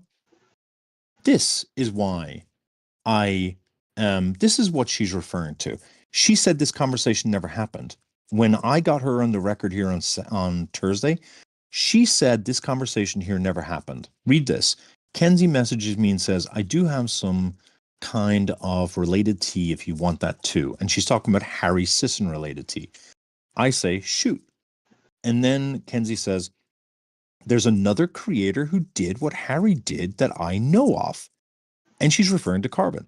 If you want to talk about that too, I'm not interested in calling them out or blowing up their life, but just wanted to talk about the prevalence, even in left or liberal spaces. And I say, sure, who was it? Kenzie says, I'd prefer to have a call. I'm sure you understand. I didn't really understand, to be honest. She says, sure, now. And I say, if you want, whenever you're free. We then get on the call. She then talks about Carbon. And when she said, to be fair, when she said, I'm not interested in calling them out or blowing up their life, I thought she was saying that she doesn't want to call them out and that she was calling me to call them out, right? So when I got on the phone, I was all business. I was like, okay, so what do we have? What's the situation? How many people are involved? How long has he been doing it? I was all business, right? And I think she was just more like, no, I kind of just want to brag about the fact that this man liked me one time. And I just was like, why are you wasting my time with this stupid shit? So the only reason I ever brought up a Carbon was because she suggested that I uncomfortably questioned her about her sexual escapades. No, she brought her sexual escapades to me to brag, and I thought it was for work. I thought it was for a call out. Irish, the reason why she said she didn't want to have a record of it. What do you mean? She didn't want to have a record of her saying Carbon in text. Oh, I know that. No, I didn't know that at the time. I didn't know at the time why. At the time, I thought you still didn't know. I was gonna be like, "How dumb is?" I'm kidding. No, obviously I know. Yeah, because I thought it was like I don't mean to be rude, but I wasn't thinking of her being with a lot of men. So when she said that, I can't say the name, I thought maybe it was like someone that had been confided in her or something. I didn't realize it was someone she had been with. okay, But I do want, sorry, else. but I do want to remind everyone. She said on Thursday that interaction that I just posted right now, she said that never happened. And I'll make sure to pair those screenshots up with her saying that never happened. Go ahead. Somebody keeps spamming the same question. They're asking, what did Kenzie do to you that traumatized you? Question mark, question mark, question mark, question mark. Betrayal. When you think that you can trust someone and someone betrays your trust, it messes you up mentally and makes it a lot harder to trust the next person.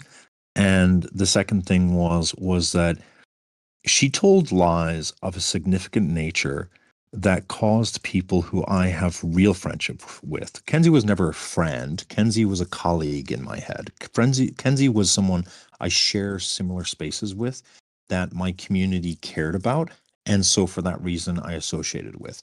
I never enjoyed Kenzie. Do you know what I mean? Like Kenzie was always just a colleague. But she told these lies to my friends. And I had people who I cared about for several years come to me and say, I can no longer trust you, and you are not the man you told me you were, and then distance themselves from me. That broke me. Having people I care about, people I've invested in, come to me and say, you, I don't, you no longer have my trust. And I think you're a liar now. And to not know what they're talking about because Kenzie swore everyone to secrecy, that was a lot.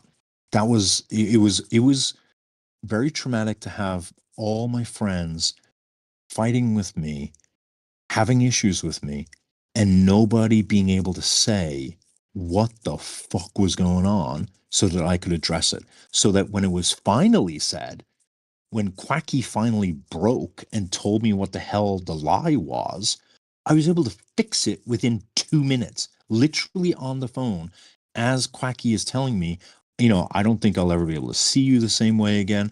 When I figured out what the fuck was going on that call, I had the lie cleared up in 2 minutes. The lie would only have worked if everyone kept quiet. And that's why Kenzie hates Quacky, because Quacky blabbed. If Quacky had never blabbed, I would have lost all my friends. And with it, I would have left I just would not have been able to understand the gaslighting of having people say things to you and you're like, what are you talking about?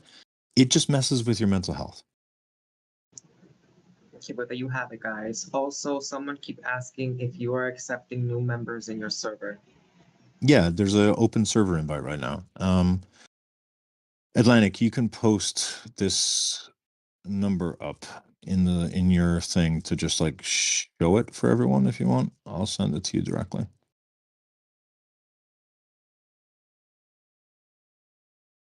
Okay. Someone in my Okay, there you go. You got the invite now. I'm trying to think, is there anything else? Oh, go ahead. I can't do it right now because if I switch to get that what you sent me, it's gonna show that on the TikTok live. Okay, no worries. So I would say this, unless there's any other questions, I would say this, that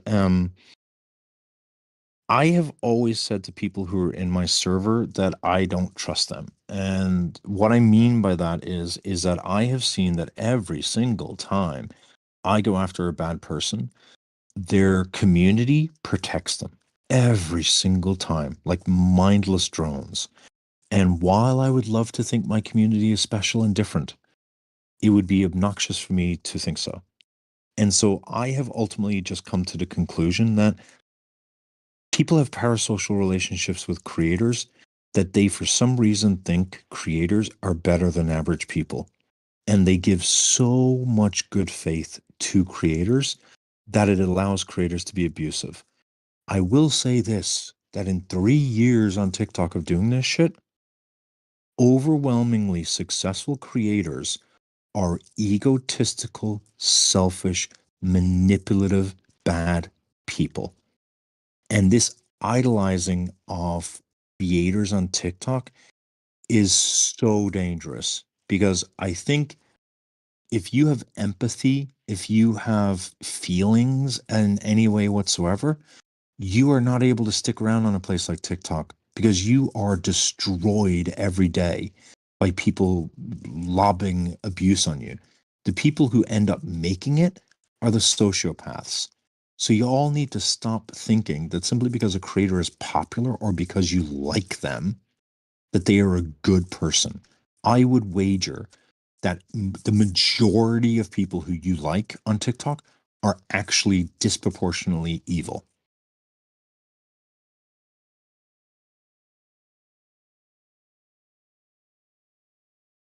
Any other questions? Otherwise, I will end this and keep preparing screenshots.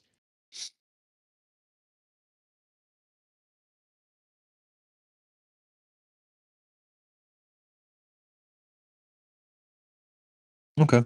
What else would I say about Kenzie though? For those of you in her server today, why are you guys not really pushing her at all? Like, why are you all like fucking limp dicked? I don't understand it. You're all like asking questions, and then when she gives you such an obvious non-answer, you all just let it go. And it's a rhetorical question. The answer is because you're scared. You have been conditioned to the point that you know if you say something and that you put your heart behind it and it is antagonistic to Kenzie, you're going to be kicked from the server. And the fact that you're afraid of the person who you support, should tell you everything you need to know about them. People should be free to dissent. People should be able to tell you when you mess up. And the fact that you all over in Kenzie's server, that like, I want you to remember, Gemma got demonized for speaking the truth. Gemma was the person who Kenzie was saying, oh my God, she's such a victim of Irish, the big bad bully. I'll protect you, Gemma. Oh, Gemma said that she thinks I'm a liar? Get the fuck out. Get out of here, Gemma. You lying little fucking ass. Did you see how quickly Kenzie switched up? How are you all that dumb that she only will be kind to you to the extent she can use you? And it's incredibly abundantly clear to people on the outside that you all are terrified to call her out on her shit. And yes, I'm going to pat myself on the back. Brussels did some foul shit and said some really, really messed up things about me, some of which were absolutely not true. Now, Brussels said that the big lie she told about me, she said it was a mistake. What she said was she misremembered. I don't know how to believe that. I don't know how you misremember what she claims she misremembered. That said, I have gone back and forth on figuring out, was Brussels a bad person this entire time? Like, that just seems unfathomable to me. But despite all the bad shit that she said to me, and by the way, on Wednesday, I'll be opening up the channels that I've created, and you guys will be able to see all the bad stuff she said about me. I'm not going to hide it from you guys. Brussels said lots of bad shit about me. Even though she said all of that bad shit, ask people in my community. I've been bending over backwards to come up with an excuse to just ignore that and forgive it and to understand it. Because she's my friend and I don't understand what happened. But you all are over there in that other goddamn server with a sociopath that you're all too afraid to say out loud to, hey, Kenzie, we support you, but maybe you shouldn't send unsolicited nudes while talking about rape culture. You're literally too scared to tell Kenzie sending unsolicited nudes is not cool. You're literally too scared to tell Kenzie, hey, Kenzie, we saw your damning screenshots where Irish refers to you as babe. Oh my God, I can't believe he called you babe. I'm so sorry. But can you explain where you're talking about masturbating and being really horny and when you offer for him to do you? Could you respond to those screenshots? Because those seem a little bit more sexual than the word babe. You guys are all terrified to do that. That's weird. That's weird to me that you guys are, somehow have an issue with me saying, hey, babe, by the way, grab this. Versus her saying, hey, babe, grab this, wink, wink. Bit of a difference, guys. And I'm a little bit confused why you're afraid to call out your own goddamn server head over that stuff. Why is it you're not asking your server head about the fact that why was she blowing up DMs, claiming to care about my mental health, but then at the same time punishing me by leaving my server? What can you explain that inconsistency? Because I can't figure it out. Can you also ask her what was the prank in her having my friends leak to me that she had a big crush on me? To all 84 of you here in the comments, have any of you all played a prank where you said to another grown-ass adult, hey, please do me a favor, grown-ass adult, can you please leak to my friend that that I'm secretly in love with them? Is this a prank that I'm not aware of? Like I don't really understand the prank part personally. Um. Oh yeah. I mean, I wasn't gonna address that, JC, because it's silly. So JC just said, well, apparently it was Sarah that sent Irish Kenzie's nudes. So not true. I don't even have a passing interest in seeing that. I didn't want them in round one. Why would I want them in round two, right? But I do want to point out, if you remember, I told you that Kenzie was encouraging strongly Sarah to fabricate a false allegation of sexual misconduct against me. Notice how quickly Kenzie accused Sarah of sexual misconduct, right? Notice how Kenzie immediately accused Sarah of revenge porn. No evidence, literally no evidence. No, there is no evidence. There's nothing to exist on that. Kenzie accused Sarah of engaging in revenge porn.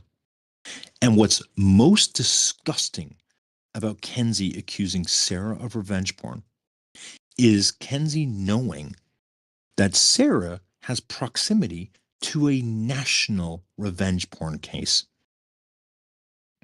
Sarah has proximity that she has a connection to the revenge porn case involving Destiny, and that she may be involved in that in a supportive way for the victim. And so Kenzie is literally going around suggesting that someone who may be involved very shortly in an actual revenge porn case is guilty of revenge porn themselves. And she did that specifically just to discredit Sarah. The only person who engaged in sexual misconduct between the three of us was Kenzie to both Sarah and I. I can't believe I just realized.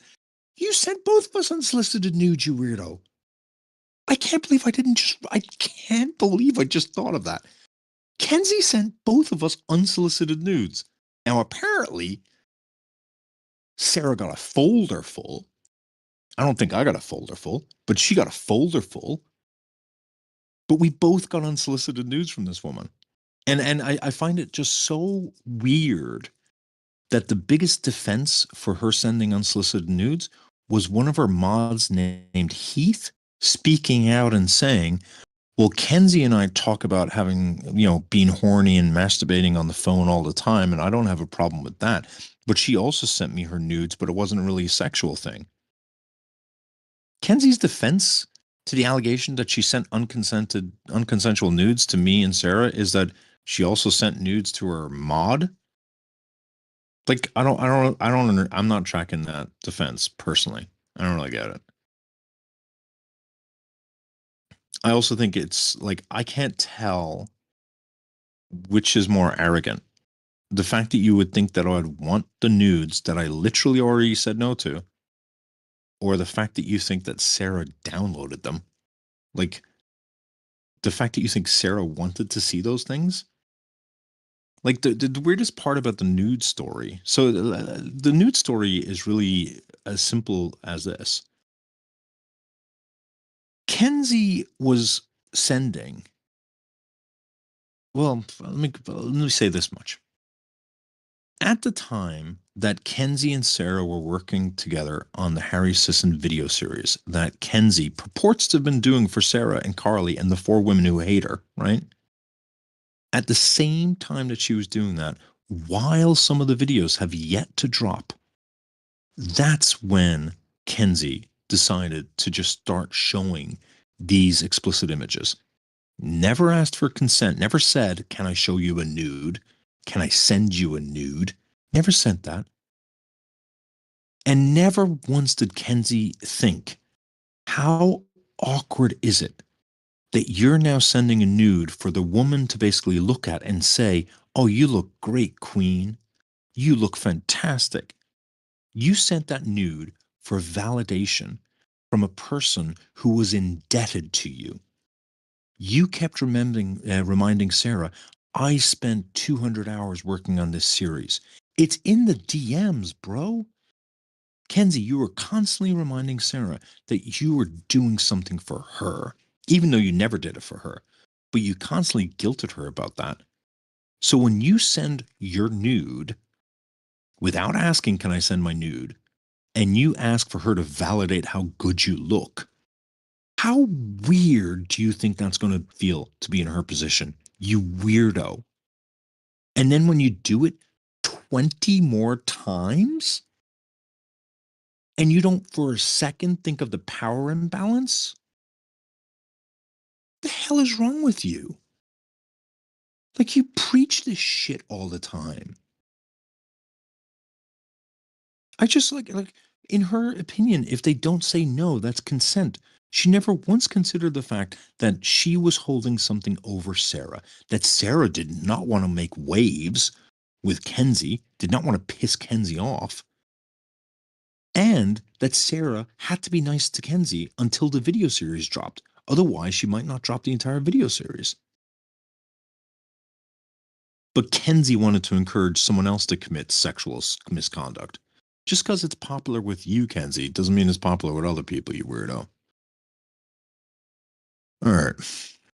Any other questions? Otherwise, I will close this up until Wednesday. I will say this, on Wednesday at 7 p.m. Eastern, it's going to be much more like a live like I did yesterday, I guess. I have something to Oh, say. shoot. All right, 1 second. So, what I'm gonna say is this: messy, messy, messy. Bitch is messy. Very Got it. messy. Any other questions, Atlantic? You know, I just want to say this. I don't know what drives people to behave like this. Is it that they're lonely? They're like craving intimacy. They don't have the ability to create that type of whatever it is they're looking for. And they act like this. It's just so messy. It's very messy. And it's where? Hold up a second. Where? On where? Okay, 1 second. What the hell? What the hell? Oh, I see. Yeah, I don't know if it's an ego thing. I'm really trying to like It's validation. understand. In Yeah, talking to Sarah, it's validation. Kenzie wanted someone to say you look good. It was pure validation. It was not, I don't think Sarah believes it was sexual, meaning that Kenzie had sexual desire towards Sarah, although there was one fucking weird set of messages. I think it was more so validation. I think that she was triggered by the fact that I think she thinks Sarah is a lot more attractive than her. And she wanted to prove that at one point she used to be attractive. So she shared old photographs that she was proud of sharing or some shit like that. hmm. Well, it's just all very messy. That's what I'm gonna say. Thank you. And anything from yourself, Katie? Yeah. So I don't like asking this question, but someone want to know if you're going to go into therapy or get some kind of therapy after this. I've been in Obviously, if you don't therapy want to answer. for I've been in therapy for the past few years, and in fact, I think that's why I am finally believing that I deserve to center my own pain and trauma. So I credit therapy with this shit show that is the Kenzie series. Okay, to that person whose question I thought was completely fucking irrelevant. Also, everybody get therapy. Therapy's good. Okay, wait, Irish, Okay. before you leave, 1 second. Does anybody in my chat have any questions they want to ask before Irish is, he ends the shit? And also, someone said, period queen to you, Irish.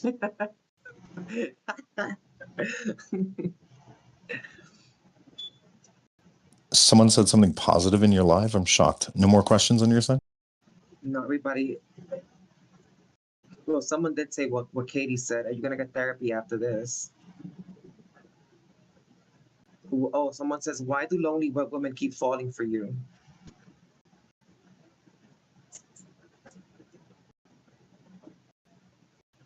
So Help me out. What I do you want me to think say? there is no, I think there is a few theories on why. I think that, well, wait, how is it you phrased it? Apparently, I just read it exactly how it was wrote. It Yeah, I says, don't think "Why lonely is the right do word. lonely white tea women keep falling for you?" What was the right phrasing? Well, I don't Um, know where you're getting the white from, but so the lonely part, I think that's definitely Kenzie. I don't think that's the norm for me, to be honest with you. Someone says a track record on freaking TikTok. I don't think lonely white women are the. I don't think that's been who has approached me, actually. I don't know where that's coming from. Yeah, I don't know. Any other questions before we end this shit? Anybody else? Going once, going twice, going thrice. Okay, no more. Okay, in chat, all right, I'll drop you a note. In Wait, chat, I was wait, just, wait, wait, wait. can people tag in chat what questions were left unanswered, if any? Oh, Irish. One Yeah, second. Someone has a last question, and I think it's a good one. sure. Do you believe that she was genuine about the whole calling out Mr. Who is it again? Mr. Jones? Mr. Jones. So, despite what Brussels did, I still care about Brussels and I still respect Brussels. And I don't want to answer any questions that may in any way impair the advocacy that Brussels did. So, I don't really want to answer that question. She's asking about Kenzie. Do you believe that Kenzie was I genuine know, about it? I know, but it would be connected because it would be connected. So, I can't answer that. Okay, well, there you go. All right, that's all. No more questions. Okay. Questions are officially closed. All right. Let me drop you and I'll just share this really quickly. Again, I just want to share that on Thursday when I did the live, and it came off as weak sauce to you guys. That was the plan. Okay. I wanted to allow Kenzie a platform to get her on the record so I could show how she lied. And also, I wanted her to display the person that I always see on a phone call that you guys never see on a phone call. The other thing we wanted to do, the whole thing, and it's so sad to me that Sarah got labeled as something negative as a result of that twist that happened. That whole twist is central to the lie. And that is that Kenzie, when she told my friends that Irish took advantage of, exploited, lied on the names of a victim, she also, along with Brussels, started pushing this narrative that I would use victims and put them in the middle of my fights. That terminology, using victims to be put them in the middle of fights, was a big part of why a lot of people started to care about what Kenzie was saying. Because basically what Kenzie was suggesting was that I tokenize victims in order to achieve personal purposes between me and another person, and I put a victim in the middle of that issue, right? So it's going to be more clear on Saturday. But what we did prior to Thursday was we gave her, meaning Kenzie, every single possibility not to include Sarah in that live. I went out of my way to say we don't want Sarah. I said I don't want Sarah to be involved in the live. I said I don't want to put Sarah in the middle. And Sarah was pretty goddamn clear. I've got anxiety issues. I don't want to be put in the middle, Kenzie. And we wanted to see, and really, I think Sarah needed to see what type of person Kenzie was, because I think she had a lot of doubt that Kenzie would not care about and prioritize her mental health, and that Kenzie would just coerce her to join the live. And so it was a final test for Kenzie to prove that she would prioritize Sarah's mental health and anxiety over her need to have Sarah join in order to hurt me.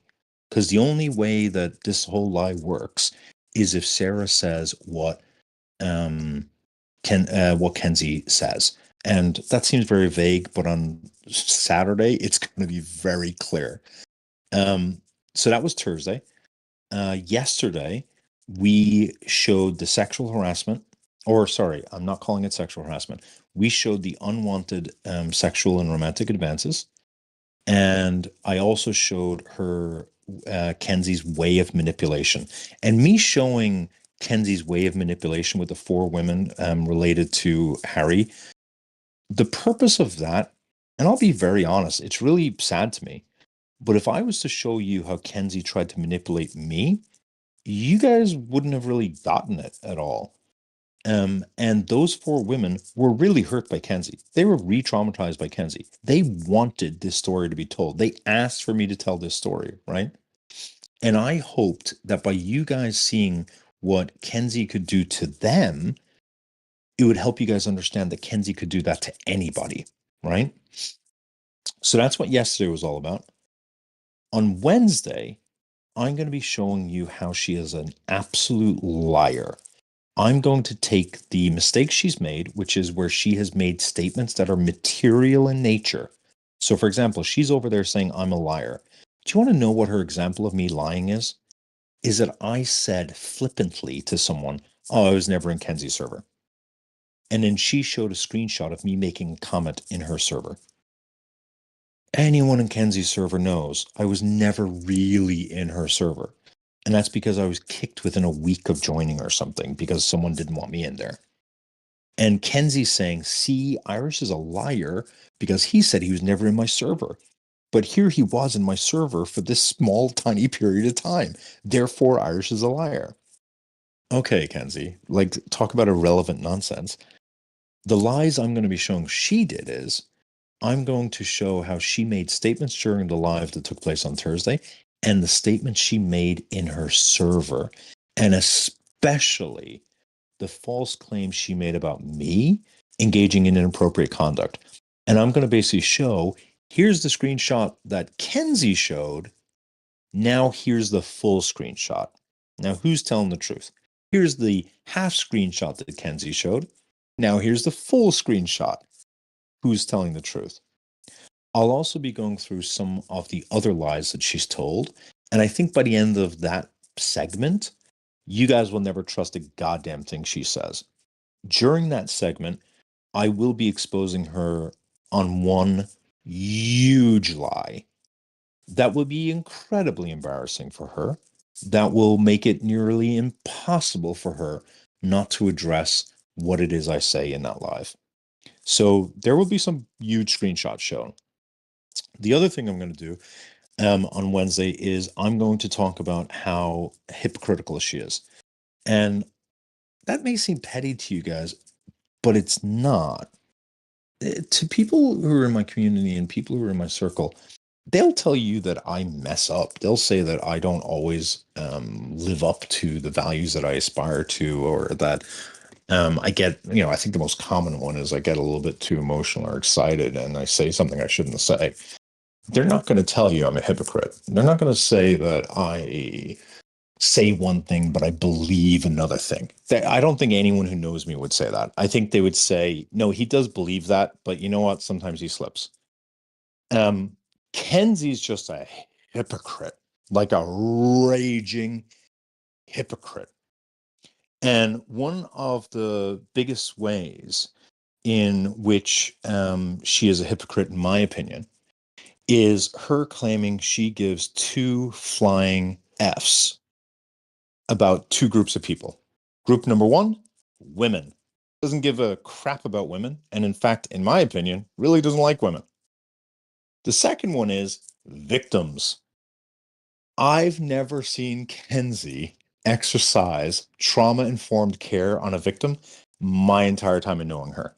Now, I never considered that a negative trait per se. And what I mean by that is, like, it's a skill.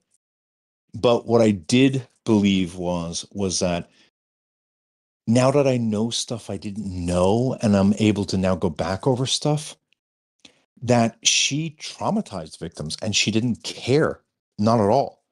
And so on Wednesday, I'm going to be showing receipts where you guys get to see the inside mind of Kenzie. And by the way, Kenzie, if you're listening, don't bother going back and deleting more DMs. Like, that's also partly why I deleted some. I did forget to say that, by the way. Partly as well why I deleted my DMs is that when I went back to see what it is she was posting, she had deleted stuff.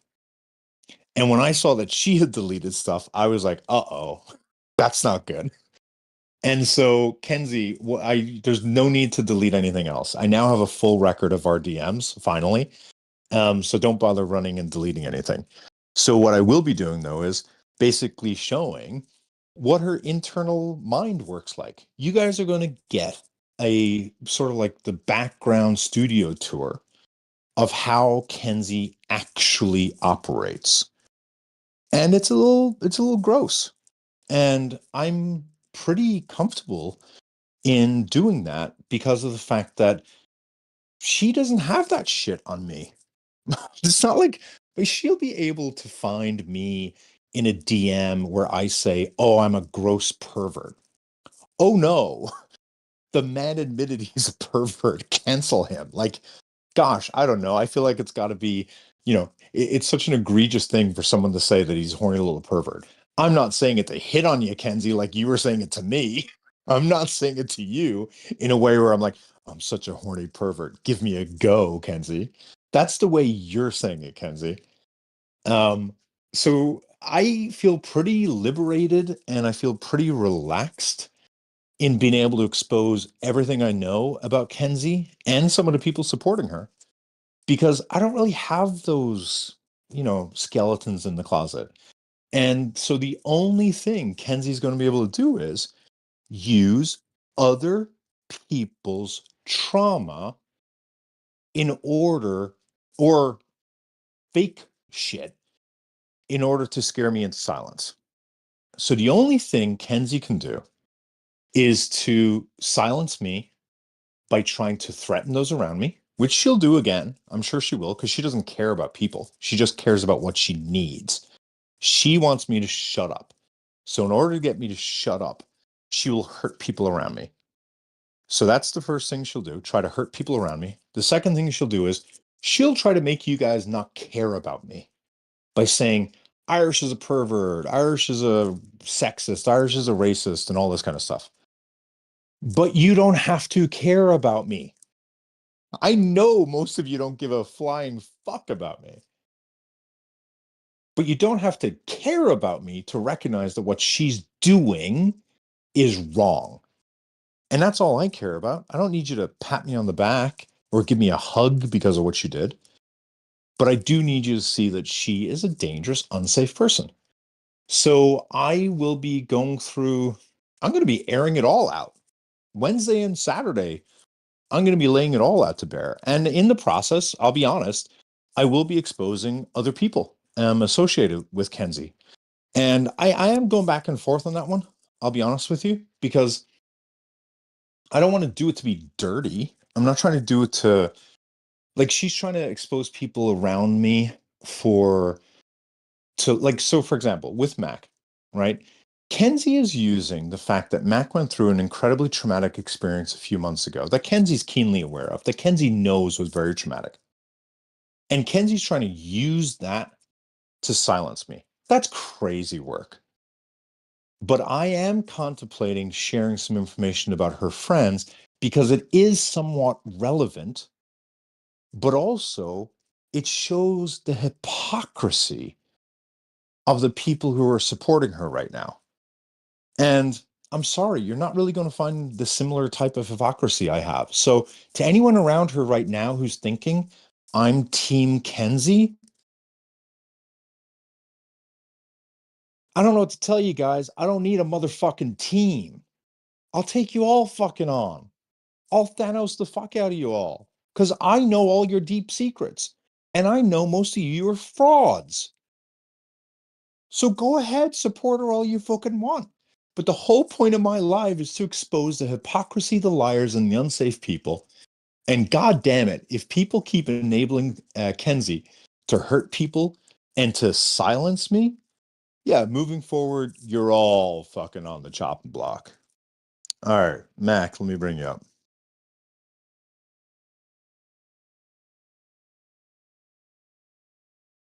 3 years. Mac, Oh, hang hold on. on, my What's output's wrong. Mac? You understand this is their 3-year anniversary? I think today. Wait, what? No, our 3-year anniversary is Wednesday. It's Wednesday. Oh, you have to say friend anniversary because they're gonna clip that. I don't care. I'm so used to being clipped at this point. What's Oh, up? I was just gonna come up to. Well, I don't know if you wanted to save this. I don't think you did, but No, go for it. well, I was just gonna come up to say that like whenever what I think is interesting is that during the midst of Bobby, um, I just went and checked something to see, and I had made a video on April 7th, and I made a video, and that video ended up going viral, and it was about Bobby, whatever. And I went and checked back DMs because Kenzie did a video about Bobby, and she did this video on April 8th, probably after she realized that my video was blowing up. You And joking she me? had no, I'm not. And she had literally like I'm kind of thinking now like did you just see my video blow up and you wanted to like capitalize because she hadn't really been involved with Bobby prior to this at all. She wasn't like speaking on it. She wasn't really like at all involved in like being supportive whatever, which like um it's like it's whatever, but it's something to know. And she also messaged me and said I'm doing this video on Bobby, and like I don't As know. I just opposed to, do you want me to help advocate for you, right?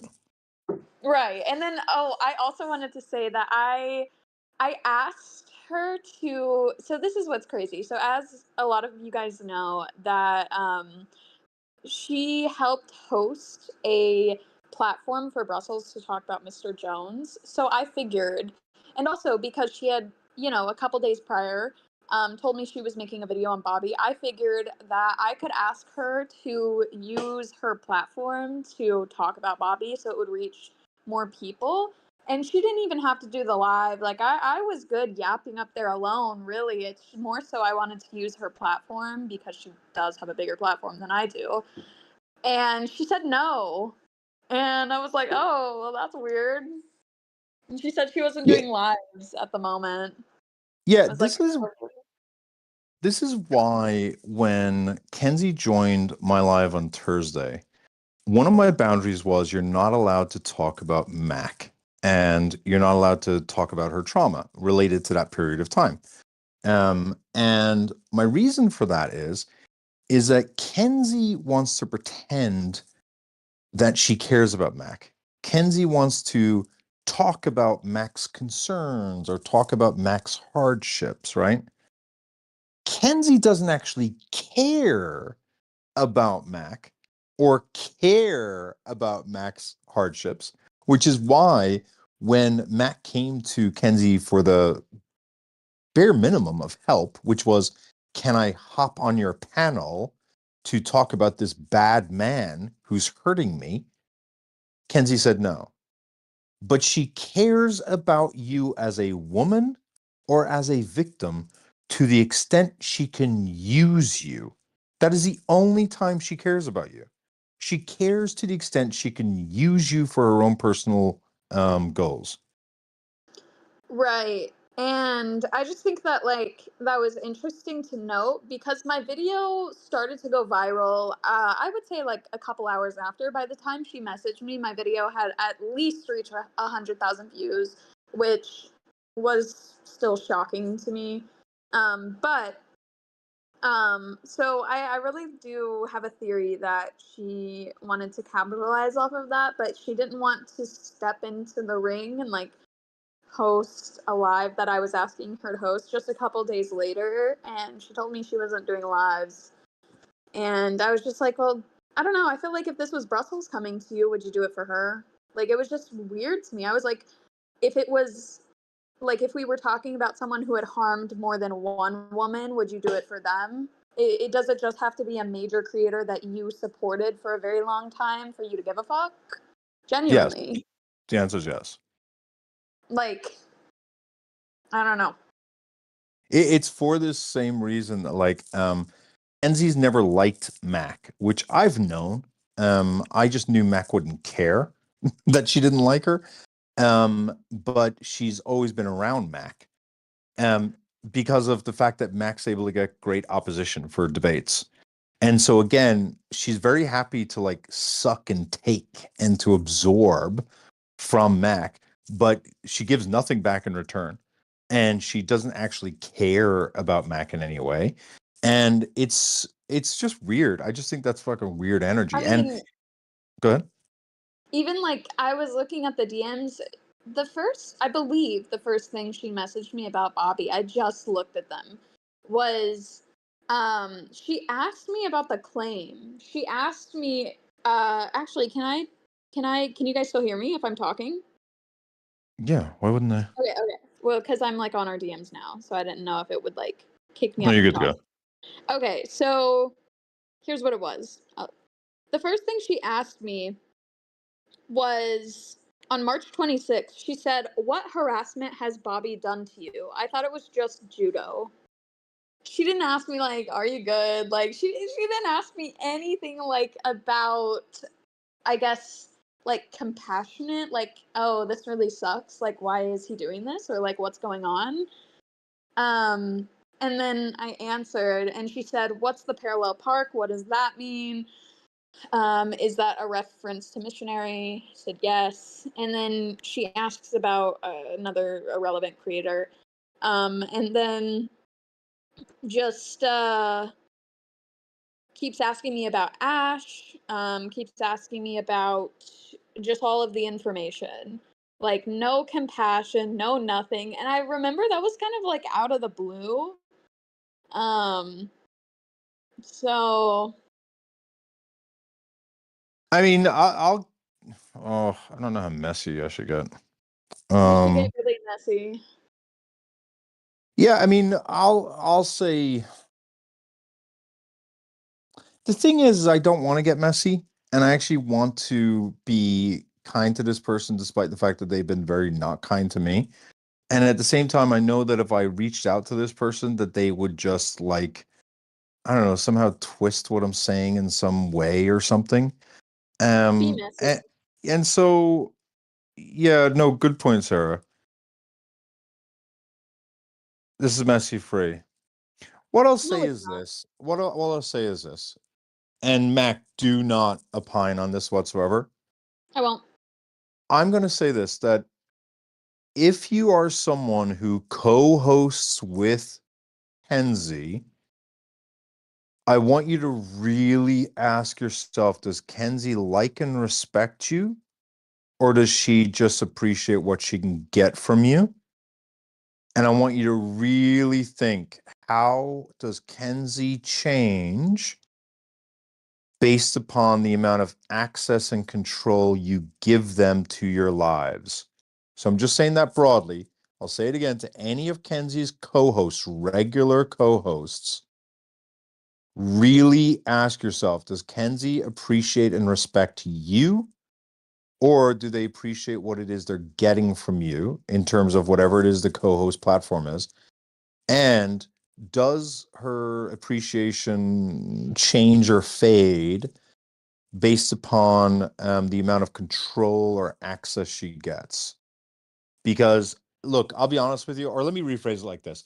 If you're a co-host of Kenzie and you want to know what Kenzie really thinks of you, and you've got a big, you've got, you're not going to be overly defensive, feel free to message me.